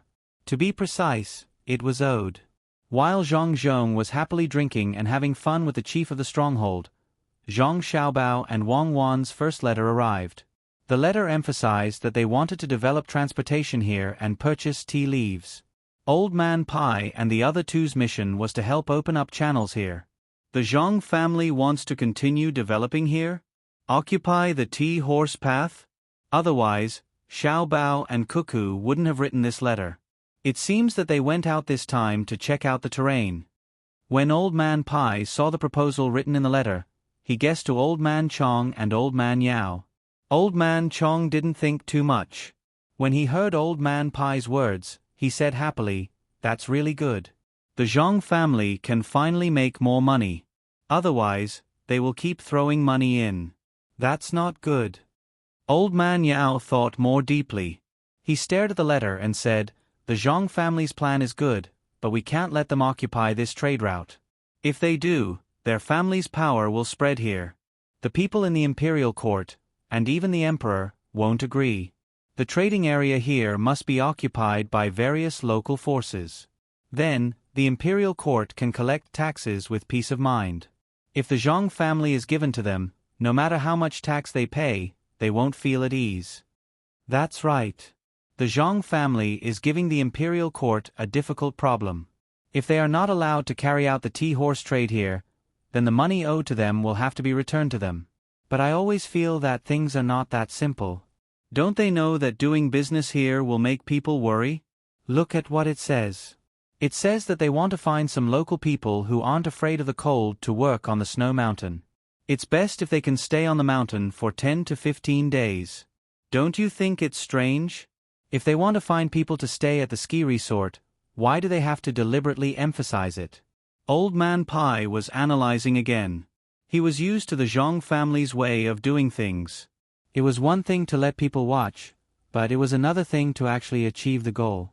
No one could guess what the Zhang family's ultimate goal was. It was precisely because of this that many people like to play guessing games with the Zhang family. Even if they had never guessed correctly, sometimes it was very interesting to know the Zhang family's thoughts in advance, or to find some obstacles for the Zhang family. Old Man Chong saw the two of them talking so mysteriously, so he said in annoyance, "Who cares what they want to do? When the time comes, it'll be fine as long as we don't agree. When the war is over, we'll know what the Zhang family's plan is. If they want oranges, we'll give them dates. I understand what you mean and what the imperial court is thinking. That is, we can't do everything according to the Zhang family's plan. It's easy for things to go wrong, and they have to mess up what was going smoothly for the Zhang family." Old Man Chong now understood. The Zhang family was too powerful, so those who truly cared about national affairs couldn't give the Zhang family too much freedom. Otherwise, it would be difficult to control them in the future. "I'm just afraid that the Zhang family's plan isn't so simple. They set one trap after another, making people confused. They don't know what the Zhang family's final plan is. Even if the Zhang family and Wang family are given the official positions they deserve, they can't relax. After being set up once, with the Zhang family's strong personality, they won't be able to get back at them. Think about it again. Things won't be so simple. When they really find out, it'll be difficult to stop them. Unless they arrest everyone in the Zhang family, the emperor won't do something like that would destroy the Great Wall."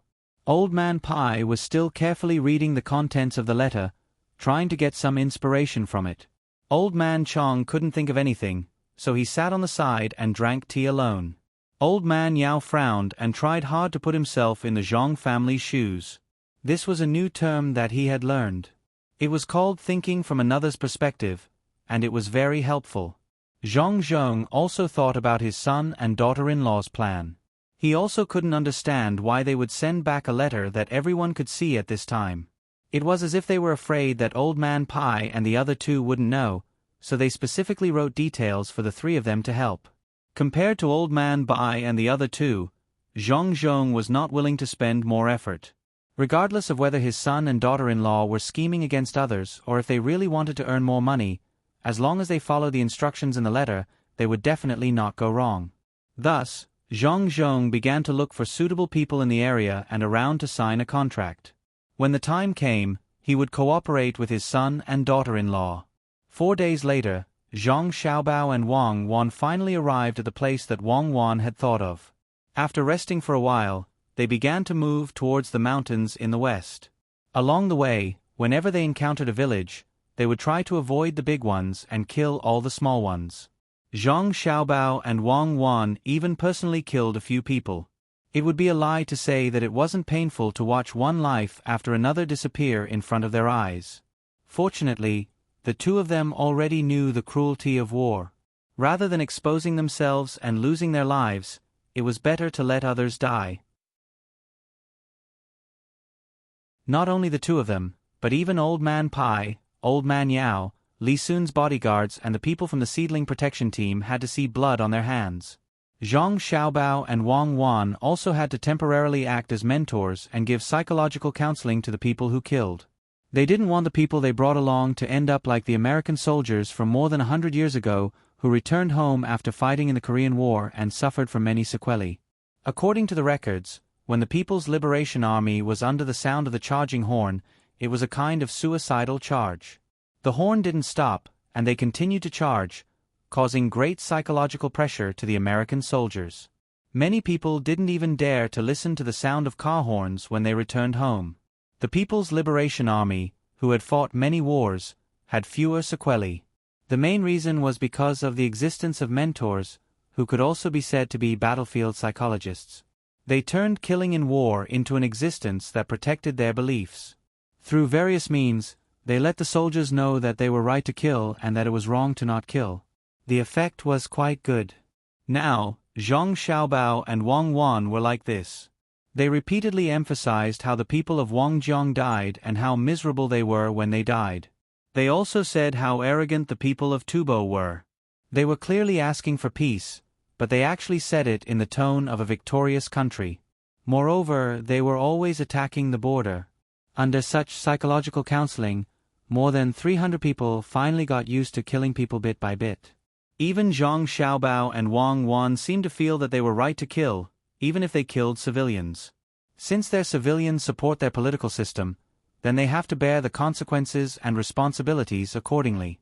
Especially when Guo let them go, they still went to report. This shows that they are not ordinary civilians. Zhang Xiaobao continued to give ideological guidance during the night's rest. He said this to more than 300 people who had personally participated in the killing. In his heart, he was thinking about the information he learned in the past. During the Sino-Vietnamese War, the Vietnamese civilians wrapped explosives around their bodies to blow people up.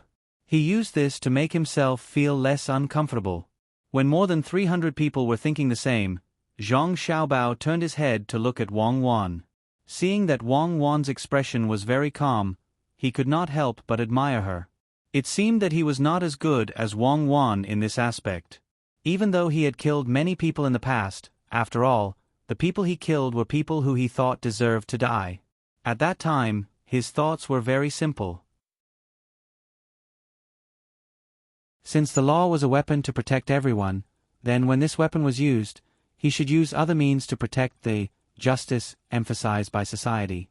Wang Wan saw Zhang Xiaobao looking over, smiled and said, "Are you still not feeling well?" "Actually, it's nothing. You have to remember that we are committing a crime, but in order to protect a certain kind of belief, then let us bear all the sins." "No, it's not that bad. I just feel a little unaccustomed to suddenly participating in a war. In the past, it was others who killed people. This time, I will do it myself. Give me some time to get used to it." How could Zhang Xiaobao admit that he could not do it? He really admired the criminals who robbed and killed people. They were too good, especially serial criminals. How could they do it to their own people? He felt a little pity for the people who were still not feeling well. Then eat some more food, especially the half-cooked meat. While eating, think about the bloody scene of killing. To be honest, I have killed many people, but most of them were with guns. Many people will not wait for you to catch them. They will run to the mountains or the corners of the city. You have to catch them. If they resist, then you can't be killed by them.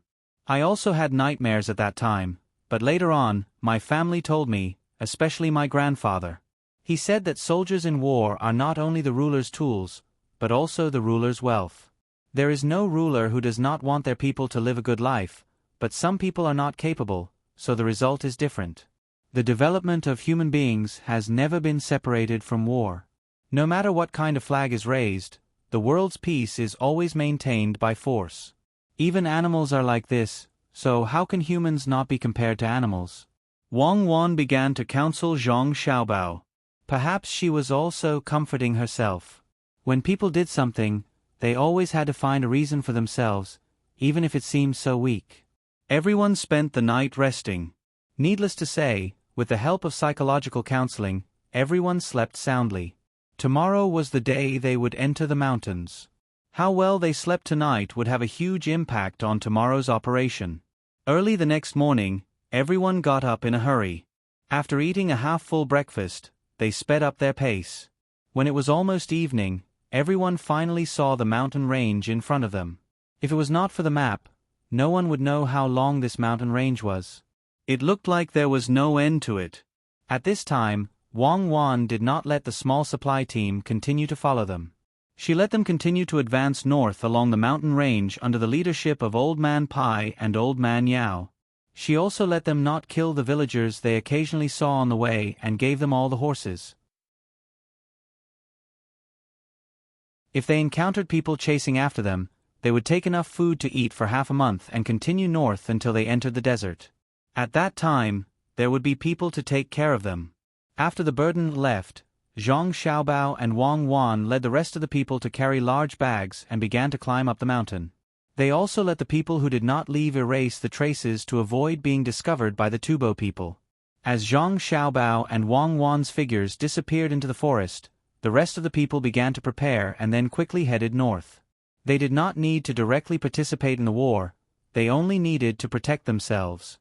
3 days later, Peng Zhou's letter was sent to Yizhou. This time, Old Man Pai and the others did not see it. Only Zhang Xiaobao and the Wang family knew what was written in the letter. When Zhang Zhong saw this news, he was completely dumbfounded. He did not expect that this trip, which was supposed to be like a vacation, would have a different meaning. His son and daughter-in-law actually personally led the troops to reinforce them. He really wanted to grab Li Longji's neck in Beijing and ask him what he was planning. However, he also knew that he could not blame him. When he sent the letter, the battle had not started yet. He originally thought that it would be an easy attack, but it turned out to be like this. No one could have expected it. Sigh. Good intentions have made a mistake. Zhang Zhong sighed. He really wanted to go and help on behalf of his son and daughter-in-law, but he also knew that he did not have the ability. If he went, he would definitely not be able to come back alive. Jiang Wang clan and the people of the Wang family also stayed here. They also knew about Xiao Bao and Cuckoo's situation. Wang Wan's father was a general, but it had nothing to do with war. In fact, he could barely recognize the words on the letter, and he even mispronounced a few words. Seeing Zhang Zhong's reaction, he immediately became anxious and said to Zhang Zhong, "Isn't Xiao Bao's group too few people? Why don't we call Bai Shu and Yao Chong's people, as well as the guards in our inner courtyard to help?" "What nonsense are you talking about? We can't let others know now. Besides, even if we go there, we won't be able to find them. They have been out for so many days, who knows where they went. I just hope that they don't meet the Tubo people. Otherwise, what will happen to my Cuckoo and Xiao Bao?" Wang Wan's mother was also anxious, but she also knew that there were many things that she could not say. She kept praying in her heart, and she begged all the gods, hoping that Xiao Bao and Cuckoo could come back safely. Jiang Wang clan was the calmest at this time. It was not that she was not worried, but she knew that it was useless to worry. She comforted everyone. Xiao Bao and Cuckoo are not ordinary people, they are gods. Even if others are dead, no one can stop them if they want to come back. Instead of being anxious, it is better to settle the things here first. When they come back, we don't have to worry anymore. Jiang Wang clan's words were really effective. When the people of the two families thought of Xiao Bao and Cuckoo's magic, they felt a little relieved. They thought that if two gods went over, even if they were little gods, ordinary people would not be able to hurt them. Therefore, one by one, they began to cooperate with Zhang Zheng, trying their best to settle the things in Yizhou. They did not have to wait for the children to come back and have to be busy again. Guotu walked on the mountain road with difficulty. In fact, there was no road. There were many people walking on it, so it became a road. There were people in front of him cutting branches, making it more comfortable for the people behind to walk. It's all my fault, it's all my fault. If I had known, I would have killed all the people, tied them up, and sealed their mouths. Unexpectedly, it didn't work. They must have told on us. Otherwise, how could we be discovered by the Tubo army? It's good that they are dead. If we fail and go back, how can we face Zhang Zhong's logistics camp? Guotu usually read a lot of military books, and he even passed the military examination. However, this was his first time fighting a war. Back then, when the imperial court used the sand table to make deductions, he was the most powerful general of the same period. That was why he was sent out. In the end, before he could even touch the enemy city, he was already in danger. Out of the original 15,000, only 12,000 were left. It was unknown whether the other 3,000 were all dead, or if some of them had lost their way in the mountains. The provisions they were escorting were also gone. When the military staff at the side saw that Guotu seemed to have lost his fighting spirit, he hurriedly advised, "General, you can't be so reckless. The soldiers are still waiting for you to lead everyone to attack Jinchuan. There are still 12,000 people. As long as we avoid the Tubo army, we can continue to stop them." Although he said that, the military staff was already in despair. It was true that there were 12,000 people, but there was no food left. If this continued, not only would they not be able to break out of the encirclement, they would also starve to death. When they rushed down, they would have no energy. How could they fight? The scariest thing was not fighting desperately, but that the Tubo army would not give them a chance to fight desperately. Once they rushed down, the Tubo army would retreat and widen the encirclement. How far could they rush? Perhaps the general and himself could escape. At that time, there would be only 1,000 people left. 500 people? Or dozens of people? Not to mention how to explain to the emperor when they returned to the capital, even the logistics camp in Pangzhou would be ashamed to see them. Along the way, the Tubo army had done everything they could, hoping that they would be victorious. Now, they did not see victory, but they were forced to flee. How could they face the people who built the tents to cook porridge in the rain? How could they face the people who paved the road in the heavy rain? How could they face the people on the boats who were waiting for their triumphant return? If it was really time to break out of the encirclement, they would die here. They would definitely not go back alive. Wang Gang was the leader of a scout team. He had 50 people under him. Today, it was his turn to open up the path in front of the team. At the same time, he was also responsible for scouting ahead to see if there were any enemies and to get more prey. The scorching sun above his head did not change at all. It was already noon. Since 2 hours ago, he could not stop sweating. It was partly because he was nervous, but also because he kept chopping the branches with his knife. If the sky could be cloudy, he would really want to exchange a year of his life for it. It was really unbearable. The leather armor on his body was like a hot iron plate, making him feel uncomfortable. It would be even hotter in the afternoon. It would be better if he could drink a mouthful of cool water, just like the tea that the logistics camp gave him on the way here. There was no need to mention the taste. Unfortunately, the sun was still so hot. Although the forest could block a lot of the sunlight, it was unbearably hot in the forest. What about going up? They would freeze to death. He could not go up. He definitely could not go up. Once he went up, he would be even more tired. Moreover, it would take a lot of effort to breathe. At the same time, his hungry stomach would be even more unbearable. Leader Wang, I really can't take it anymore. I really want to die so that I don't have to suffer. It would be great if I could eat the food prepared by the logistics camp before I die. The smell is still there. Especially the mutton meatballs they made. I don't know what they put in, but they don't have any rank odor at all. One of the squad leaders beside Wang Gang licked his lips as he looked forward and said. Wang Gang glanced at the squad leader who came from the same village as him and sighed. Sigh. This is life. Stop dreaming. Hurry up and open up the path so that the team behind can move more easily. Maybe we can still have a chance to survive. Don't move. The grass under your feet can be eaten. Dig it out and eat it when it's time to eat. Don't let others see it. When we first came in, we saw a lot of wild beasts. I don't know where they are now. It would be great if there was a big rabbit. I can roast it and recover my strength. Of course it ran away. There are so many of us here. The wild beasts will be scared too. I don't expect a rabbit, but a snake will be fine too. Even if it's a rat, I really hope that this is a dream. When I wake up, I'll find that I haven't reached the border and that the logistics camp is taking care of me. The squad leader carefully dug out the wild vegetables under his feet, not even sparing the roots. The more the vegetables, the higher the chances of survival. He looked around and put the wild vegetables in his arms. He wanted to share them with Wang Gang when no one was looking. It would be great if there was salt. Another ordinary soldier beside him saw what the squad leader was doing but did not point it out. He smacked his lips and said, There is everything. When we get back, the logistics camp will definitely prepare food for us in Pangzhou. You can eat as much as you want. There's also wine. As Wang Gang comforted the soldier, he casually plucked a leaf and put it in his mouth. The dry and astringent taste immediately filled his mouth, and the refreshing taste appeared as well. It was an addictive feeling. The team continued to move forward. No one knew what was waiting for them.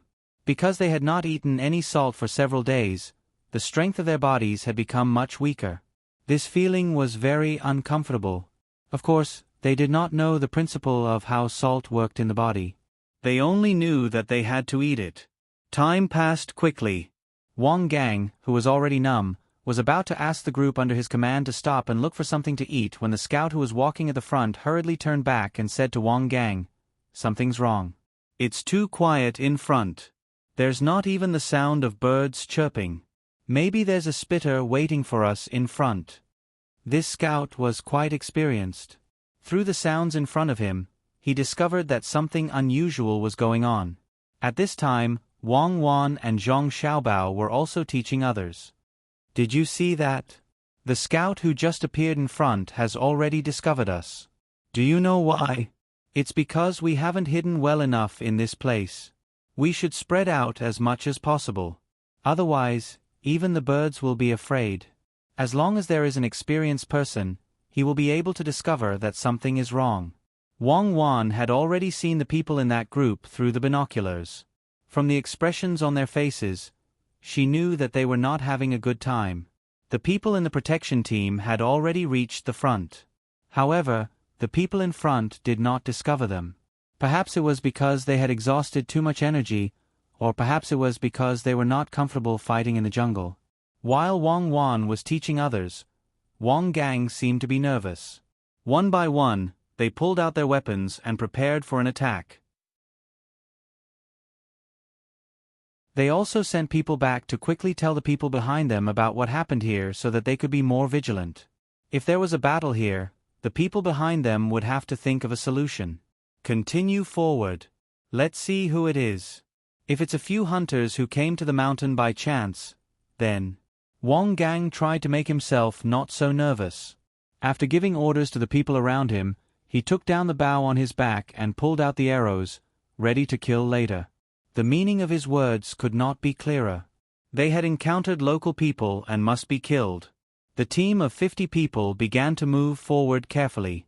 After waiting for half an hour, the the person in the front finally discovered the situation there. However, he did not release the arrow in his hand. Instead, he stood there stupidly with a look of disbelief on his face. Wang Gang's eyes had a small problem. Usually, he could not see it. However, after coming to the jungle, he always could not see things that were slightly further away. To be precise, he had pseudomyopia or night blindness. Seeing that his subordinates had stopped here, he approached and asked in confusion, "What's wrong?" "Ah, boss, you're here. Look, in front. Am I dreaming? There's actually someone there? And there's a flag with a rice seedling drawn on it. It's very cute. It's the same as the one we encountered at the border." The man rubbed his eyes hard twice. When he looked over again, the people in front of him were a little blurred. Who asked him to rub his eyes too hard just now? There's someone? Be careful.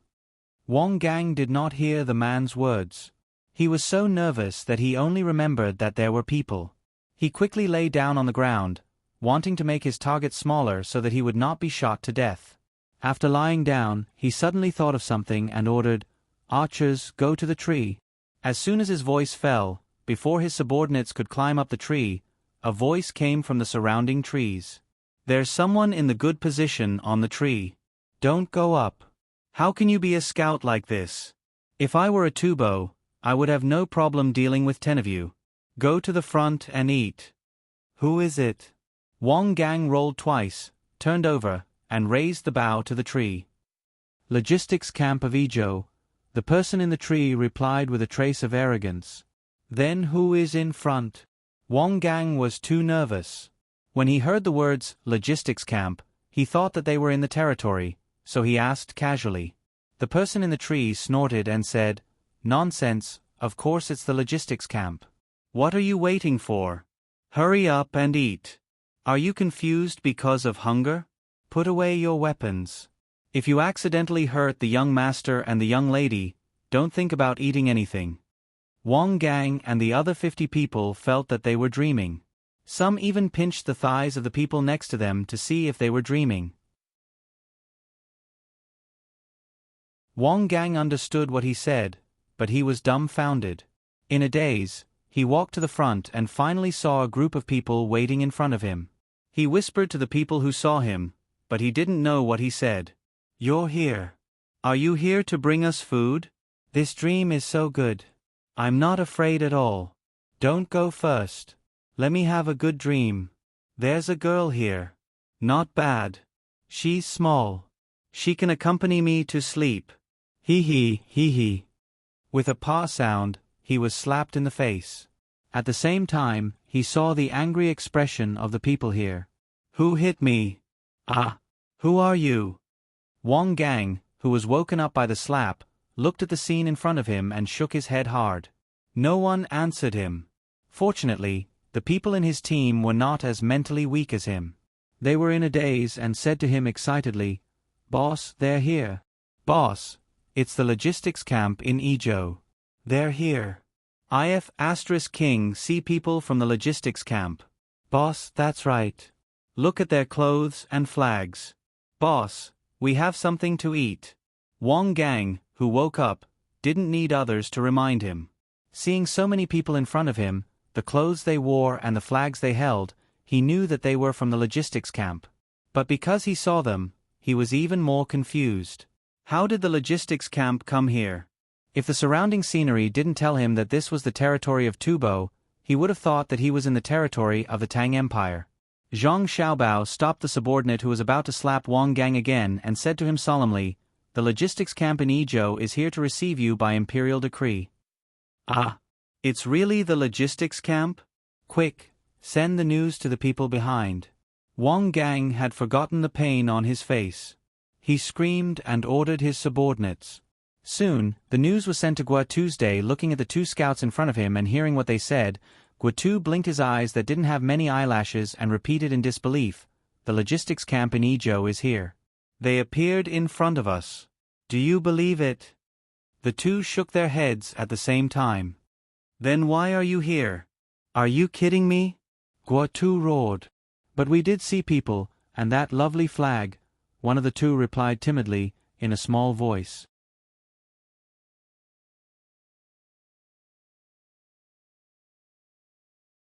Chapter 6:15. Guatu knew how the logistics camp came into existence, and he also understood the significance of its existence. It was nothing more than Zhang Zheng, who was transferred from Xuzhou, temporarily helping to collect food in Jiannan province, relying on his family's financial resources. It was because of this that he didn't give Zhang Zheng a good face when he first came to Yizhou. How could a mere rich civil official compare to a military general like him? Later on, while marching on the road, he changed his opinion of Zhang Zheng and found that Zhang Zheng was a good person. He organized things in a short time and made his army unimpeded all the way. It was also at that time that he discovered the benefits of money. But this was only his opinion of Zhang Zheng in terms of logistics. It wasn't Zhang Zheng's turn to manage a war, and they didn't have the ability to do so. Now, after hearing the scouts say that the logistics camp of Yizhou had come to deliver supplies, especially with the confident expressions of the two scouts, he had no choice but to go and see if it was true. Thinking of this, Guatu tidied up the extremely uncomfortable armor on his body and ordered the two, "Lead the way." After the two scouts finished their report, they were still thinking about the situation they had just seen. It was like a dream. They didn't know how much food the logistics camp could deliver this time. Even a mouthful of fried noodles would be better than eating wild vegetables now. "General, could it be that the logistics camp is really here?" On the way here, the logistics camp had a lot of mules. If each person has 2 mules, it's really possible. Lu Jun said to Guatu with hope. He was really afraid that this was a dream and that when they came to the front, they would find that it was just 2 hungry scouts who came to give a false report. Guatu dragged his legs forward. Hearing Lu Jun's words, his expression changed and he cursed, "Damn it, do you believe that the logistics camp can come here? If the logistics camp can come here, then what are we? Let's go and see what's going on." Guatu walked forward little by little with the general beside him. After walking for a while, he suddenly stopped when he saw a shadow in front of him. He frowned and looked at the forest in front of him. Lu Jun also stood still vigilantly at this time and took out his binoculars to look carefully. "General, there seems to be an ambush ahead, but we can't see the exact location of the ambush. Could it be that the scouts were caught by the enemy and disguised as 2 to lure us over?" Shen Jun said worriedly. He had a feeling that every bush and tree was an enemy. Right at this moment, Wang Gang ran over from the front. He was still chewing something in his mouth. He stood in front of Guatu and tried his best to swallow the food in his mouth before saying, "Reporting General, the people from the logistics camp are here. They even brought us a lot of food. Drink some water." Guatu looked at Wang Gang, who had choked on something and was finally relieved. He knew Wang Gang. He was a pretty good scout. After giving the order, he strode forward. Since he had already confirmed that the people in front of him were from the logistics camp, he couldn't be as careful as before. He didn't want to be looked down upon by the people from the logistics camp. After a few breaths of time, Guatu and the group of generals finally arrived in front of Zhang Xiaobao and Wang Wan. There were only about 20 people here, and they were chatting with the scouts. In fact, it was mainly them who were asking questions. The scouts answered vaguely while eating. At this moment, Guatu's feeling of being surrounded was even stronger. He felt as if someone could take his life at any time. He looked around but couldn't see anyone. This situation was unusual. At this time, Zhang Xiaobao walked up and opened the decree in his hand for Guatu to see. At the same time he said, "Great General Gua, quickly call people over to get the food. The Tubo soldiers behind us may appear at any time." Guatu didn't look at the decree first. Instead, he carefully looked at Zhang Xiaobao. Whose child was this? He was still so young, but he was so much better than other children of the same age. He should be 13 years old? 14 years old? The tight clothes on his body matched with the leather armor on the outside. He looked quite spirited. His own family's children were also around this age, right? Compared to this child, he was more powerful but not delicate enough. Not bad, good child. Why did he look a bit like someone? Who was it? While thinking, Guatu's gaze moved to the decree. He read it from the beginning to the end and finally knew who the child in front of him looked like. Zhang Zhong. The emperor asked the logistics camp to follow and provide support. This was Zhang Zhong's matter. This child should be from Zhang Zhong's family. He didn't expect that a civil official like Zhang Zhong would give birth to such a good child. Could it be that he was from a rich family? You are Governor Zhang's child? Where is your father? No matter what, Guatu was still a great general. He naturally had to find the appropriate person to talk to. After reading the decree, he tried his best to ask Zhang Xiaobao in an amiable manner. At this time, he no longer doubted whether the logistics camp was real. He suppressed the puzzlement and unwillingness in his heart and wanted to see Zhang Zhong. Yes, I am the eldest son of Zhang Zhong, the governor of Yizhou province. My name is Zhang Xiaobao. My father is governing Yizhou province. He sent me and Cuckoo to help. Zhang Xiaobao said solemnly. However, his biological age was still there. The more he was like this, the cuter he looked. Wang Wan also stood up with her chest out. She was now a general, so she couldn't be weak. When the two stood together, people's eyes lit up. What a perfect pair. Zhang Zhong was lucky. He had heard of this Cuckoo on the way here when he chatted with the person in charge of supplies. She was the future daughter-in-law of the Zhang family. What they didn't expect was that Zhang Zhong actually let people bring the two of them here. He probably wanted to see the bloody and cruel battlefield. Unfortunately, they came at the wrong time. They might not even have the chance to go back alive. Zhang Xiaobao and Wang Wan tried their best to appear more mature so that no one would look down on them. However, no matter how they tried to act, it was hard for people to associate them with the leaders of the logistics camp who came over this time. Guatu had been in a bad mood because of running away for several days. At this moment, when he saw the two big boys standing in front of him with serious faces, he finally felt better. He reached out to touch Zhang Xiaobao's head and said, "Good, good. Okay, be good. Call the person in charge here. I have something to ask. Tell uncle, how old are you?" Zhang Xiaobao stood there gloomily and looked up at Guatu's day. He really didn't know what to say. Didn't he see that he was holding the imperial decree? If he wasn't the person in charge, would he dare to hold the imperial decree? Looking at the similarly gloomy Wang Wan from the corner of his eye, Zhang Xiaobao gave up the idea of being treated as an adult. He smiled and said, 10 years old. In fact, he was only 9 years old. It was still a fake age. After the new year, he would be 10 years old. Then where is the person in charge? Guatu nodded. It was not strange that the two boys were older than normal. He had a god's son at home. At 12 years old, he looked like an 18 or 19-year-old. Only Cuckoo and I are in charge. We were originally in Pangzhou waiting for the victorious return of the army. However, an imperial decree suddenly came. So, Cuckoo and I had to bring people here first. We have already sent people to report to my father. I think my father has already sent people here. Zhang Xiaobao understood. Since the other party treated him as a child, then he would treat him as his own child. As for sending people here, that was a dream. There would be no more reinforcements in the future. Whether or not they could return alive would depend on Wang Wan's ability. When Guatu heard Zhang Xiaobao's words, he was immediately shocked.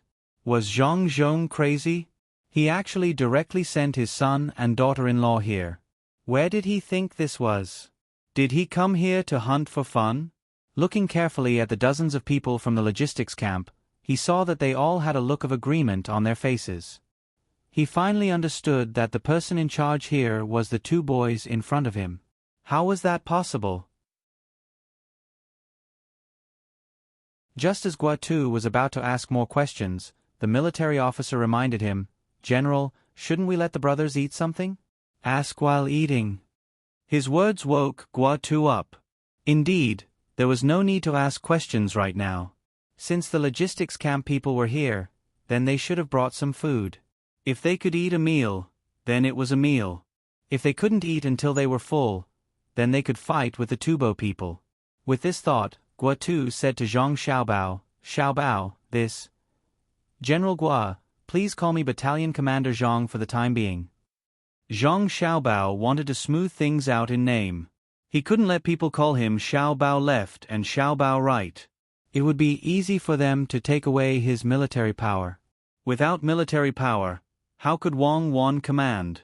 If Wang Wan didn't command, was she going to wait for Guo, this stupid general, to lead the troops to their deaths?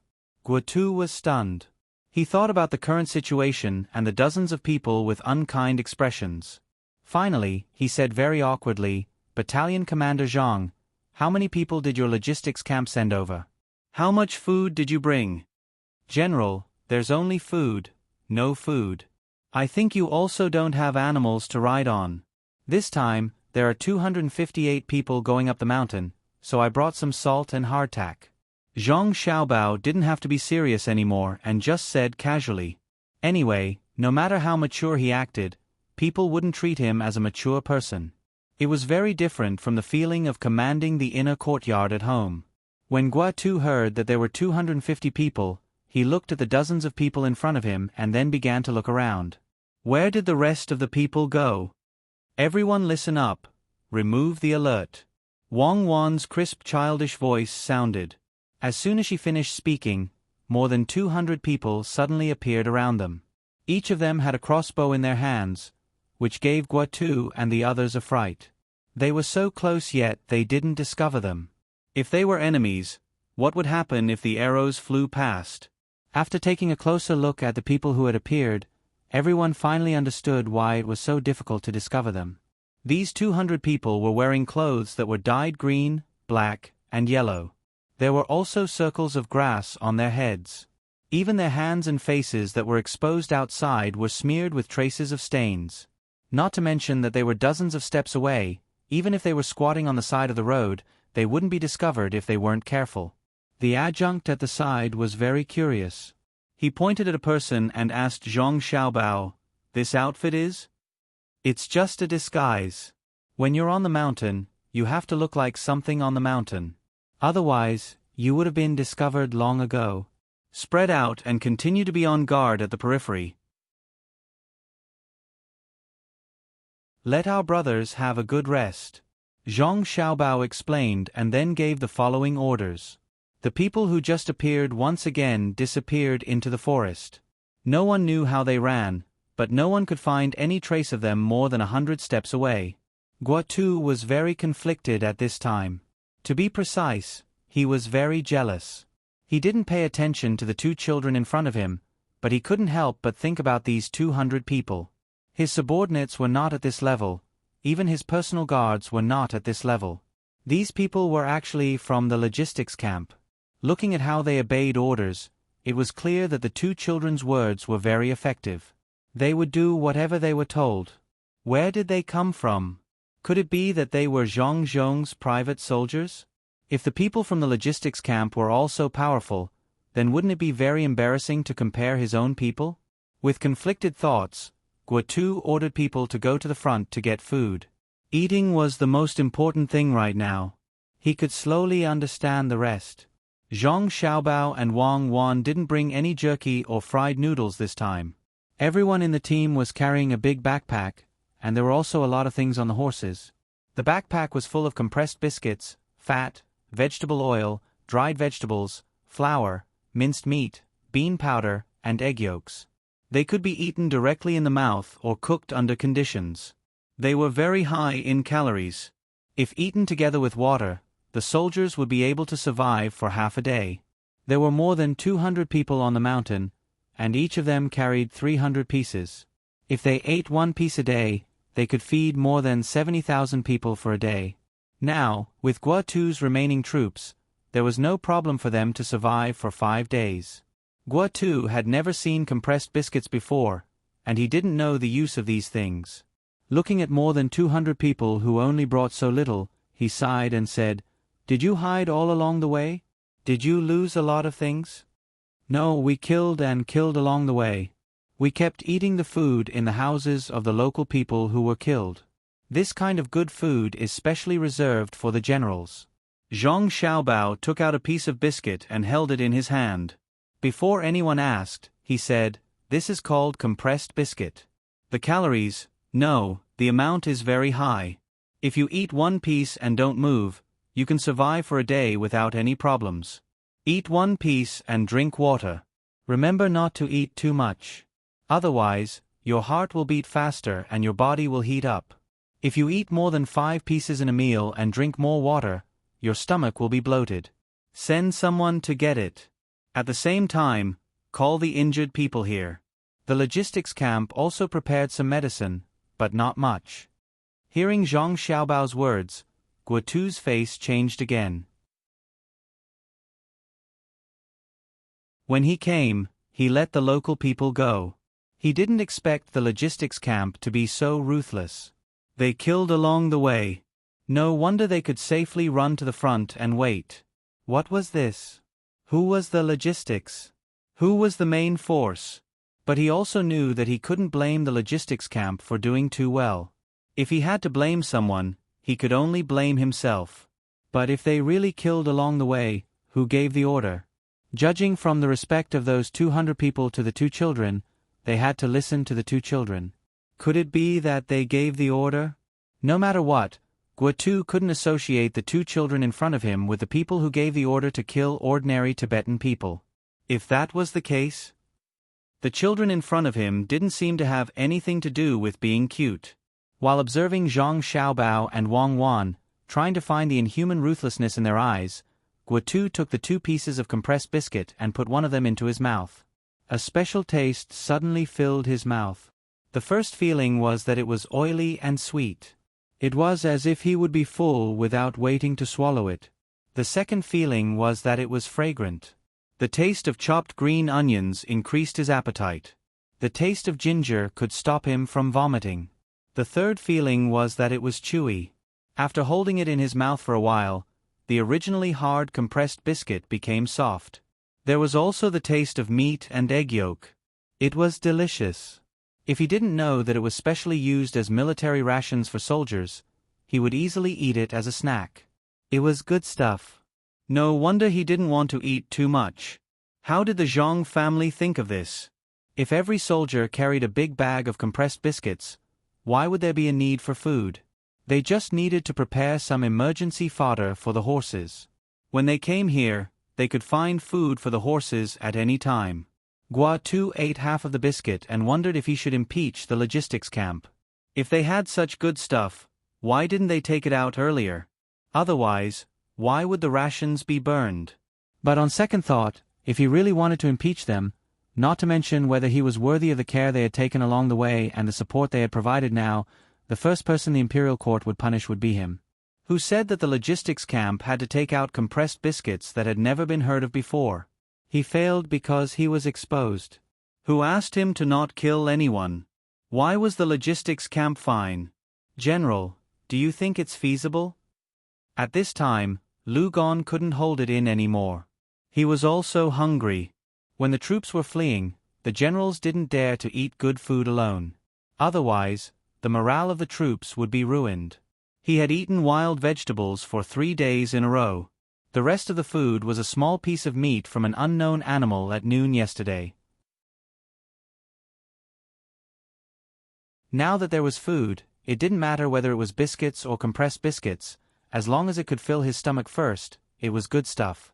Besides, when he asked closely, the smell was really good. The people in the logistics camp were all good people. At this time, Guotu finally reacted. Thinking that there were more than 200 skilled people in the logistics camp helping to guard against them, his people could rest at ease. He hurriedly orders, everyone take 5 pieces. You are only allowed to eat 1 piece a day. After eating, drink water. The people waiting at the side immediately went to distribute the food happily. 1 piece was fine. Although it looked a little small, it was better than nothing. If they ate some wild vegetables, they might be full. After making the arrangements, Guotu looked at Zhang Xiaobao and Wang Wan. He stuffed the remaining half of the biscuit in his mouth and washed it down with water. He let out a comfortable breath and said to Zhang Xiaobao and Wang Wan, "Xiaobao, Cuckoo, oh, "It's Battalion Commander Zhang. Is your logistics camp going to be under my command?" Guotu had his eyes on the more than 200 people in the logistics camp. This kind of people was really rare. The clothes they wore were different, and the weapons in their hands were all made of stainless steel. There seemed to be some other bits and pieces that Guotu couldn't figure out at the moment. If this group of people were under his command, then they would be very useful. He knew that these 200 people would be very useful. How could Zhang Xiaobao and Wang Wan not know that these people were trained by them and equipped by them? How could they not know that these 200 people could fight against a small number of enemies? The equipment on each person's body was at least 300 strings of coins. Did they think that the success rate of making firearms was so high? Did they think that the one-time use rocket launchers were given away for free? Did they think that the production of sleeve arrows was so easy? Did they think that all kinds of poisons and drugs that could stimulate one's potential could be found so easily? Did they think that the self-igniting grenades were produced by a large-scale military assembly line? Did they make one for the next? The cost of equipment for more than 200 people was 70,000 strings of coins. In addition to the difficulty of training and the expenditure, as long as they weren't really stupid, they wouldn't give it to others to use. These were all the golden troops that Zhang Xiaobao had prepared for Wang Wan. They were the best of the best. In terms of military force, these were the only things that they could take out. Other than the gunships, it wasn't an exaggeration to say that these were their last trump cards. While Zhang Xiaobao and Wang Wan were thinking about how much money they had spent on this group of people, Guotu seemed to be a little impatient. He said to the two of them, "With these 200 people, I will take you back to Yizhou safely. Governor Zhang must be very anxious. You will be able to see your family very soon. You will eat the food cooked by your family and have your family tell you stories." When Zhang Xiaobao heard Guotu's words, he had already given Guotu a position in his heart. Shameless. Despicable. He even said words that were used to deceive children. It was really difficult for him. The problem was that if he and Cuckoo were at home, it would be the two of them who cooked and told stories to others. At this time, Wang Wan opened her mouth and said, "Great General Gua, if we don't let them listen to you, will it be easy for me and Xiao Bao to not be able to go home if the battle continues? We won't be able to see our parents?" "That's right. If you are not careful, you will be captured by the Tubo people and be sent there to work like cattle or horses, just like the servants in your family. You should know how your life is like, right?" Guotu felt that he had a chance and continued to scare them. "Sir Gua, the servants of Zhang Xiaobao and Wang family have a good life. If they want to, they can eat meat for every meal. It seems that the Tubo people can't do that, right?" Before Zhang Xiaobao and Wang Wan could speak, a member of the Miao Protector team could not help but speak up. He could also tell that Guotu wanted to persuade them. Unfortunately, he had met someone he should not have met. If he wanted to rely on the young master and young lady's persuasion and deceive them like this, it would be more difficult than conquering Jin Chuan. Guotu recalled what he heard on the way here and realized that he had said something wrong.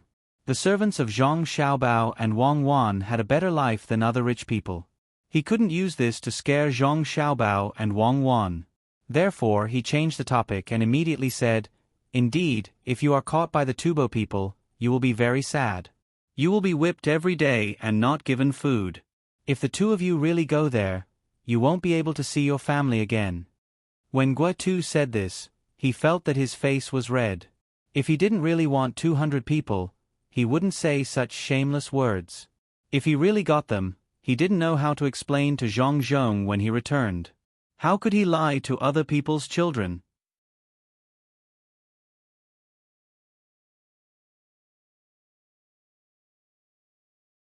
Chapter 616. Hearing Wang Wan's words, Guotu was stunned.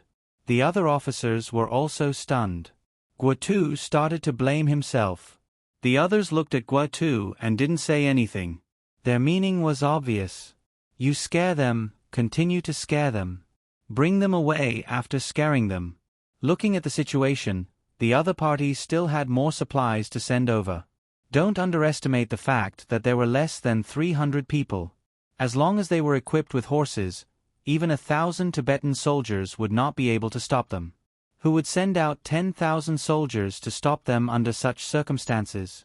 It would be easy for them to go back, but what about their own supplies? If they let the people from the logistics camp go back, what would they do? Not to mention that they couldn't deal with the Tibetans, they couldn't even deal with 2 kids. In order to cooperate with Wang Wan, Zhang Xiaobao frowned and showed a scared expression. He ordered the people around him, "Quickly call them back. We will run. While the horses at the foot of the mountain haven't been discovered yet, it is still not too late to run now. Don't. Wait a moment." When Zhang Xiaobao and Wang Wan's people were about to call for the people, Guotu quickly stopped them. They could run, but he had many people here. They couldn't run at all. "General Gua, Cuckoo and I don't want to be caught. We still have parents, grandparents, and Xiaobei at home. Without us, they will be sad," Zhang Xiaobao said to Guotu timidly. Guotu was speechless. This kid was really hard to deal with. He wanted to run after being scared. He could only comfort him. "Battalion Commander Zhang, don't be afraid. I am here. Don't you want to make a big contribution and go back to make parents happy?" "No, I just want to go back alive. I still have to tell stories to Xiaobei." Zhang Xiaobao's reply made Guotu slap his forehead. Depressing, it was really too depressing. These 2 kids were so easily scared. "Battalion Commander Zhang, as long as you let me command them, I can let you go back alive. You don't have to worry about being caught by the Tibetans," Guotu said in a different way. Zhang Xiaobao shook his head vigorously. "If Cuckoo and I were in command, we would also be able to return alive. We wouldn't have to worry about being caught. Guards, protect Xiaobao and Cuckoo so that Governor Zhang's children won't be harmed." Guotu wanted to persuade him, so he could only use this method. As soon as his voice fell, a cold object was pressed against his forehead. "Guotu, if you dare to put the young master and young lady under house arrest, I will immediately make your head explode. Do you believe me?" The same cold words came out of Huzi's mouth. Guotu didn't know what was on his forehead, but he believed what this person said. The cold feeling of the metal told him that this was not a toy. Since it could be used on the battlefield, it could definitely take people's lives. At this moment, Wang Wan spoke. "Guards, Great General Gua is tired from the journey and needs to rest. Protect Great General Gua. If anyone dares to move, kill them." When Wang Wan and Zhang Xiaobao came, they wanted to persuade Gua Tuesday. However, at that time, they wanted to use gentle means. Now that Gua Tu showed his true colors, they didn't need to be polite. Once the order was given, Gua Tu and the generals around him were all controlled. The cold blue arrowhead made them understand what kind of weapon the other party was holding. While they were shocked that the logistics camp had such good equipment, they also understood their situation. If it had been an adult, they would have been able to threaten him, such as how they would explain it to the imperial court or talk about the righteousness of the nation. However, was it useful to say such things to 2 children? The children always thought about themselves. They were unreasonable even in front of their parents. There was no reason to reason with them. They seized power as they wished. Guotu was frightened. While he was being tied up, he said to Zhang Xiaobao and Wang Wan, "If you guys tie me up, your family will be finished. Once the imperial court knows about this, your whole family will die." "Xiaobao, is what he said true?" Wang Wan asked worriedly. "I don't know. Maybe it's true. If the imperial court knows, we will be finished. Unless the imperial court doesn't know." Zhang Xiaobao also had a fearful expression. "Then kill him. This time, the imperial court won't know. Just say that he ate too much biscuits and died." Wang Wan waved at the guards, indicating that she was going to kill Gua Tuesday. Guotu finally believed that the people who gave the order to kill the people were Zhang Xiaobao and Wang Wan. They were too vicious. They even wanted to kill the people of the Tang Empire. How could the people of the Tubo Empire be any better? He really didn't know if these 2 children were smart or stupid. Would anyone believe that they would die from eating too much biscuits? But no matter if anyone believed it or not, he and the others would be killed first. In the instant when he was facing death, Guotu understood. He finally understood that he couldn't play tricks with the children, especially the smart children. Otherwise, he would die very miserably. When the other people put the knife on his neck and prepared to pull, he understood many things. Thus, he said to Zhang Xiaobao and Wang Wan, we won't tell anyone. We will listen to you. You can do whatever you want. We will definitely let you go home. The other soldiers will also listen to you. You really won't say? Wang Wan blinked her big eyes and asked in disbelief. I won't say. If you don't believe me, you can ask them and see if they also think the same. Guotu already felt the coldness of the knife. He only hoped that Zhang Xiaobao and Wang Wan would believe him. Zhang Xiaobao's eyes looked at the other generals and got a very uniform answer. The generals above the battalion level were all here, including the battalion commanders. Everyone did the same action and nodded. They didn't want to die. To be precise, they didn't want to die like this. That would be too unjust. If they were killed by the enemy, they would be considered heroes. But if they were killed by 2 children, they would be sullen. They would be resentful ghosts. Then I am relieved. Bring them to rest. Now, the army will be commanded by me and Xiao Bao. If anyone has a different opinion, kill them. Wang Wan revealed a happy smile. However, no one felt that her words were funny. The decisiveness to kill was actually reflected in the body of a little girl. Wang Wan's cold eyes and pure smile made the generals feel that they weren't facing a child from an ordinary official's family. Instead, they were facing a child from the palace who had known cruelty since childhood. Guotu and the others were locked up. Zhang Xiaobao and Wang Wan began to take their official seals to receive the troops. The process was relatively smooth. The main reason was that Guotu wasn't the original commander of these soldiers and didn't have much prestige. However, the logistics camp in Izhou had left an indelible impression in their hearts, especially now that they were sending food. Damn, now I know why more than 200 people listened to 2 children. How are they children from ordinary families? Look at their calculation and ruthlessness. It's not that Zhang Zhong didn't have the time to take care of the logistics camp. He just felt that his children could do it. Looking at the time, they should have been following us all the way to Pengzhou. That's why they were able to move so quickly once the imperial court's decree arrived. I didn't believe it when I heard that there were portraits of the 2 children hanging in the emperor's palace, but now I understand. The 2 of them have long been favored by the emperor. Guotu, who was locked up, ate something good again. It was actually fried melon slices. When he ate it, he felt nostalgic. It tasted better than any meat or wild vegetables. After eating half a steamed bun, he remembered what Zhang Xiaobao and Wang Wan had done. He realized that the 2 children shouldn't be treated as ordinary people. He told the other generals. The other generals also realized this. Unfortunately, it was too late.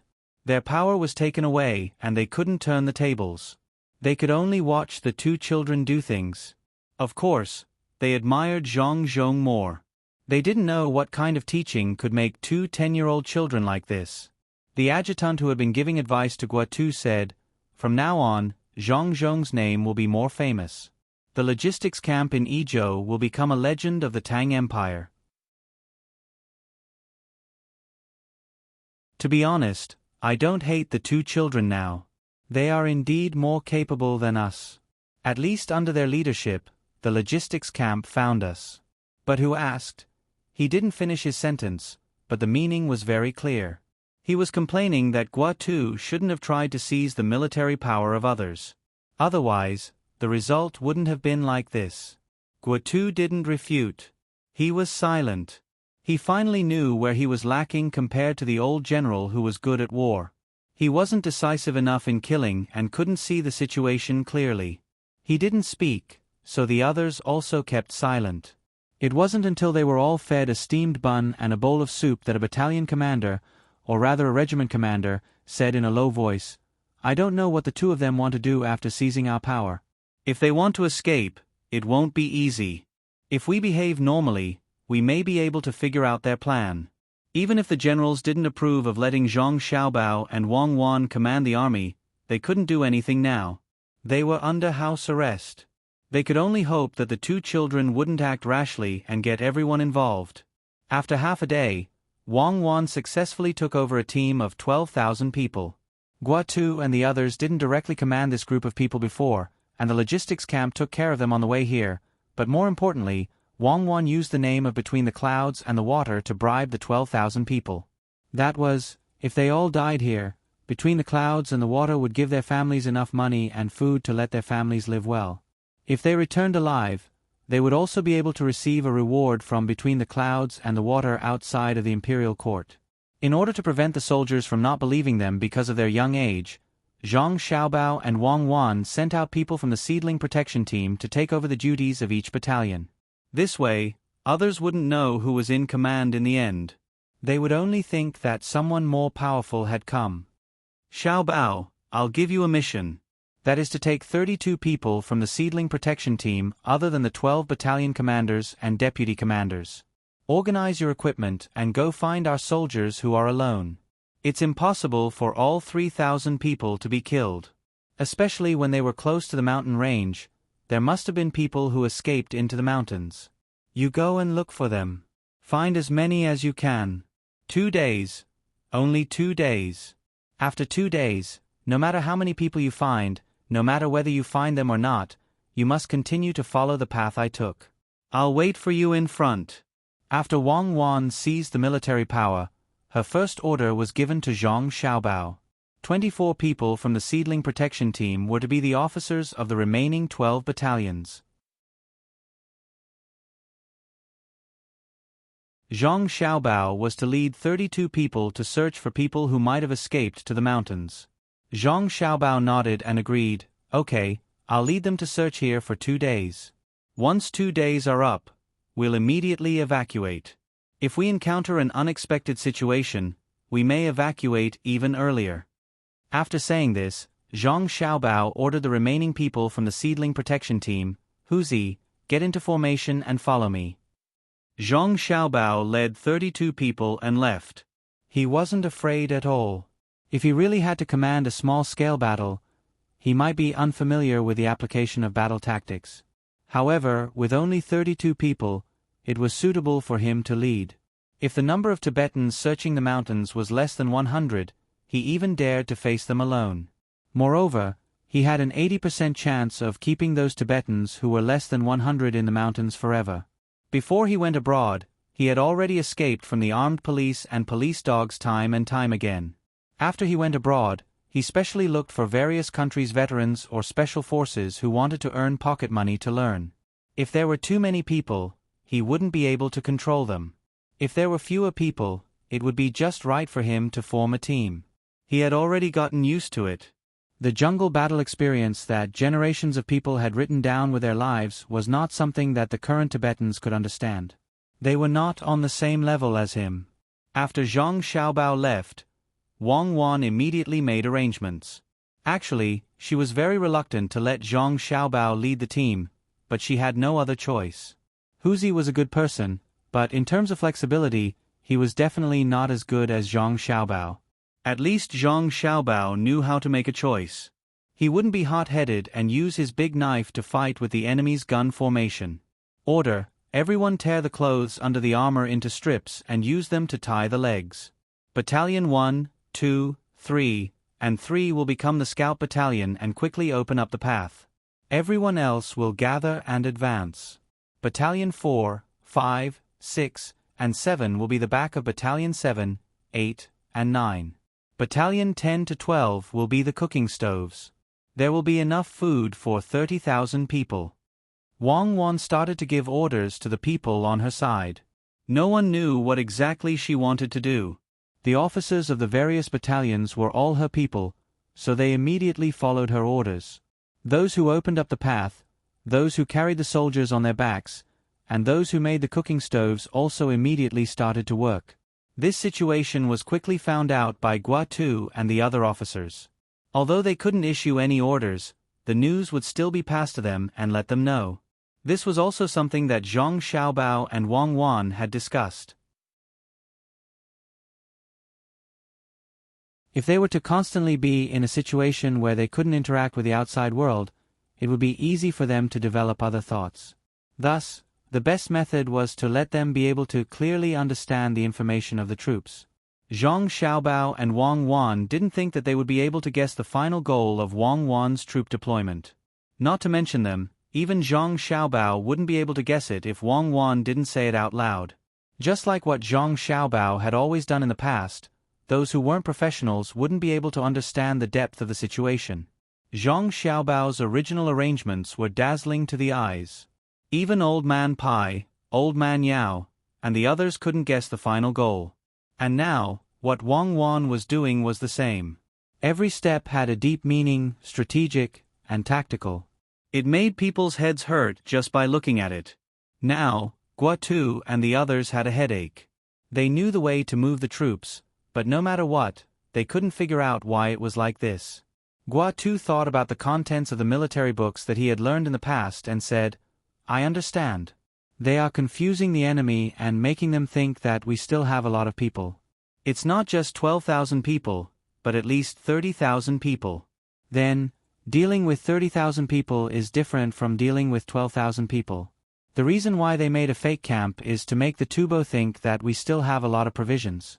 It's impossible for them to use the siege method to starve us to death. This way, what do you think the Tubo people will think?" At the beginning, his analysis was still smooth, but towards the end, he was also confused. What did it mean? To make the Tubo people think that they still had 30,000 people and sufficient provisions, this had to have some effect. However, he really couldn't think of what effect it would have. If he had to say something, it would be that the Tubo people would send more troops. If there were more Tubo people, it would be more troublesome for them to break through the siege. The problem was, if that wasn't the case, why did they have to make such a layout? From the layout, it made people feel that the person who commanded the troops was definitely someone who didn't know anything. Guotu couldn't figure it out, and the other generals also couldn't understand. After a while, the military staff said, "Could it be that they want to make the Tubo people lower their guard? Today, they have 30,000 camp, tomorrow, it will be 25,000, and the day after tomorrow, it will be 20,000. They want the Tubo people to think that our morale is not stable and that they have all become deserters. When the camp is reduced to 5,000, do you think the Tubo people will still send more people to encircle and annihilate us? I reckon that they will think that we don't have enough people and only send out 20,000 people. 12,000 against 20,000, we still have a chance of winning. If you can think of it, do you think that the Tubo people can't think of it? If it was me, I would send out 100,000 people to encircle and annihilate them. I don't care how many people you have in the end. Who doesn't know that the camp can be fake?" A battalion commander beside the military staff said at this time. He didn't think that the Tubo people were fools. Such a classic layout, how many times had others used it? It doesn't matter whether the Tubo people know or not. What I'm saying is whether they really have such a plan. The military staff retorted. At this time, the others didn't say anything. They were really worried that Zhang Xiaobao and Wang Wan's men had made such an arrangement. This kind of method that could be understood by those who had read military books didn't seem to be effective. Their guesses changed again on the second day. This time, Wang Wan only sent 1 battalion to open the path. Out of the 10 battalions, 5 battalions were carrying the other 5 battalions. The last battalion built a camp that could only be used by 50,000 soldiers. The speed of the troops slowed down a lot. That's not right. They should be reducing the camp. Why is there more camp? Oh, I know, they are trying to scare the Tubo people and make them think that there are too many people here. Guotu said to the other generals after he found some information that he thought was possible in the military books that he had read. No one could agree with his thoughts. The military staff retorted, "If that's the case, why did they ask people to carry people? Don't tell me they have nothing else to do?" The other generals nodded. They really couldn't think of anything. It seemed that Zhang Xiaobao and Wang Wan's methods were a little strange. On the third day, it was still 50,000 people carrying 50,000 people. The people who opened the path in front and the people who built the camp at the back didn't change. The people who were carrying each other changed back and forth. Today, they were building a camp for 70,000 people. Thus, Guatu and the others who were under house arrest found new things to do and continued to research. They didn't have time to think about how to cause trouble. Zhang Xiaobao brought 32 people and gathered more than 300 people today. After giving them some food, he asked them to speed up and meet up with the main group in front. Zhang Xiaobao was in charge of bringing up the rear. The 33 people didn't go to the back to welcome them. They just spread out horizontally and waited. If they met someone, they would help. If they didn't, they could only blame the other party's bad luck. Huzi had been following Zhang Xiaobao. One was to listen to orders, and the other was to protect Zhang Xiaobao. Even though he knew that if it was a life-and-death battle, he didn't have the slightest confidence in killing the young master. It was more likely that he would be killed by the young master. He still had to protect the young master. Whether the young master was powerful or not had nothing to do with whether he protected him. Zhang Xiaobao crouched in the underbrush, wearing a pair of tactical gloves, the kind that exposed part of the fingers in front of the gloves.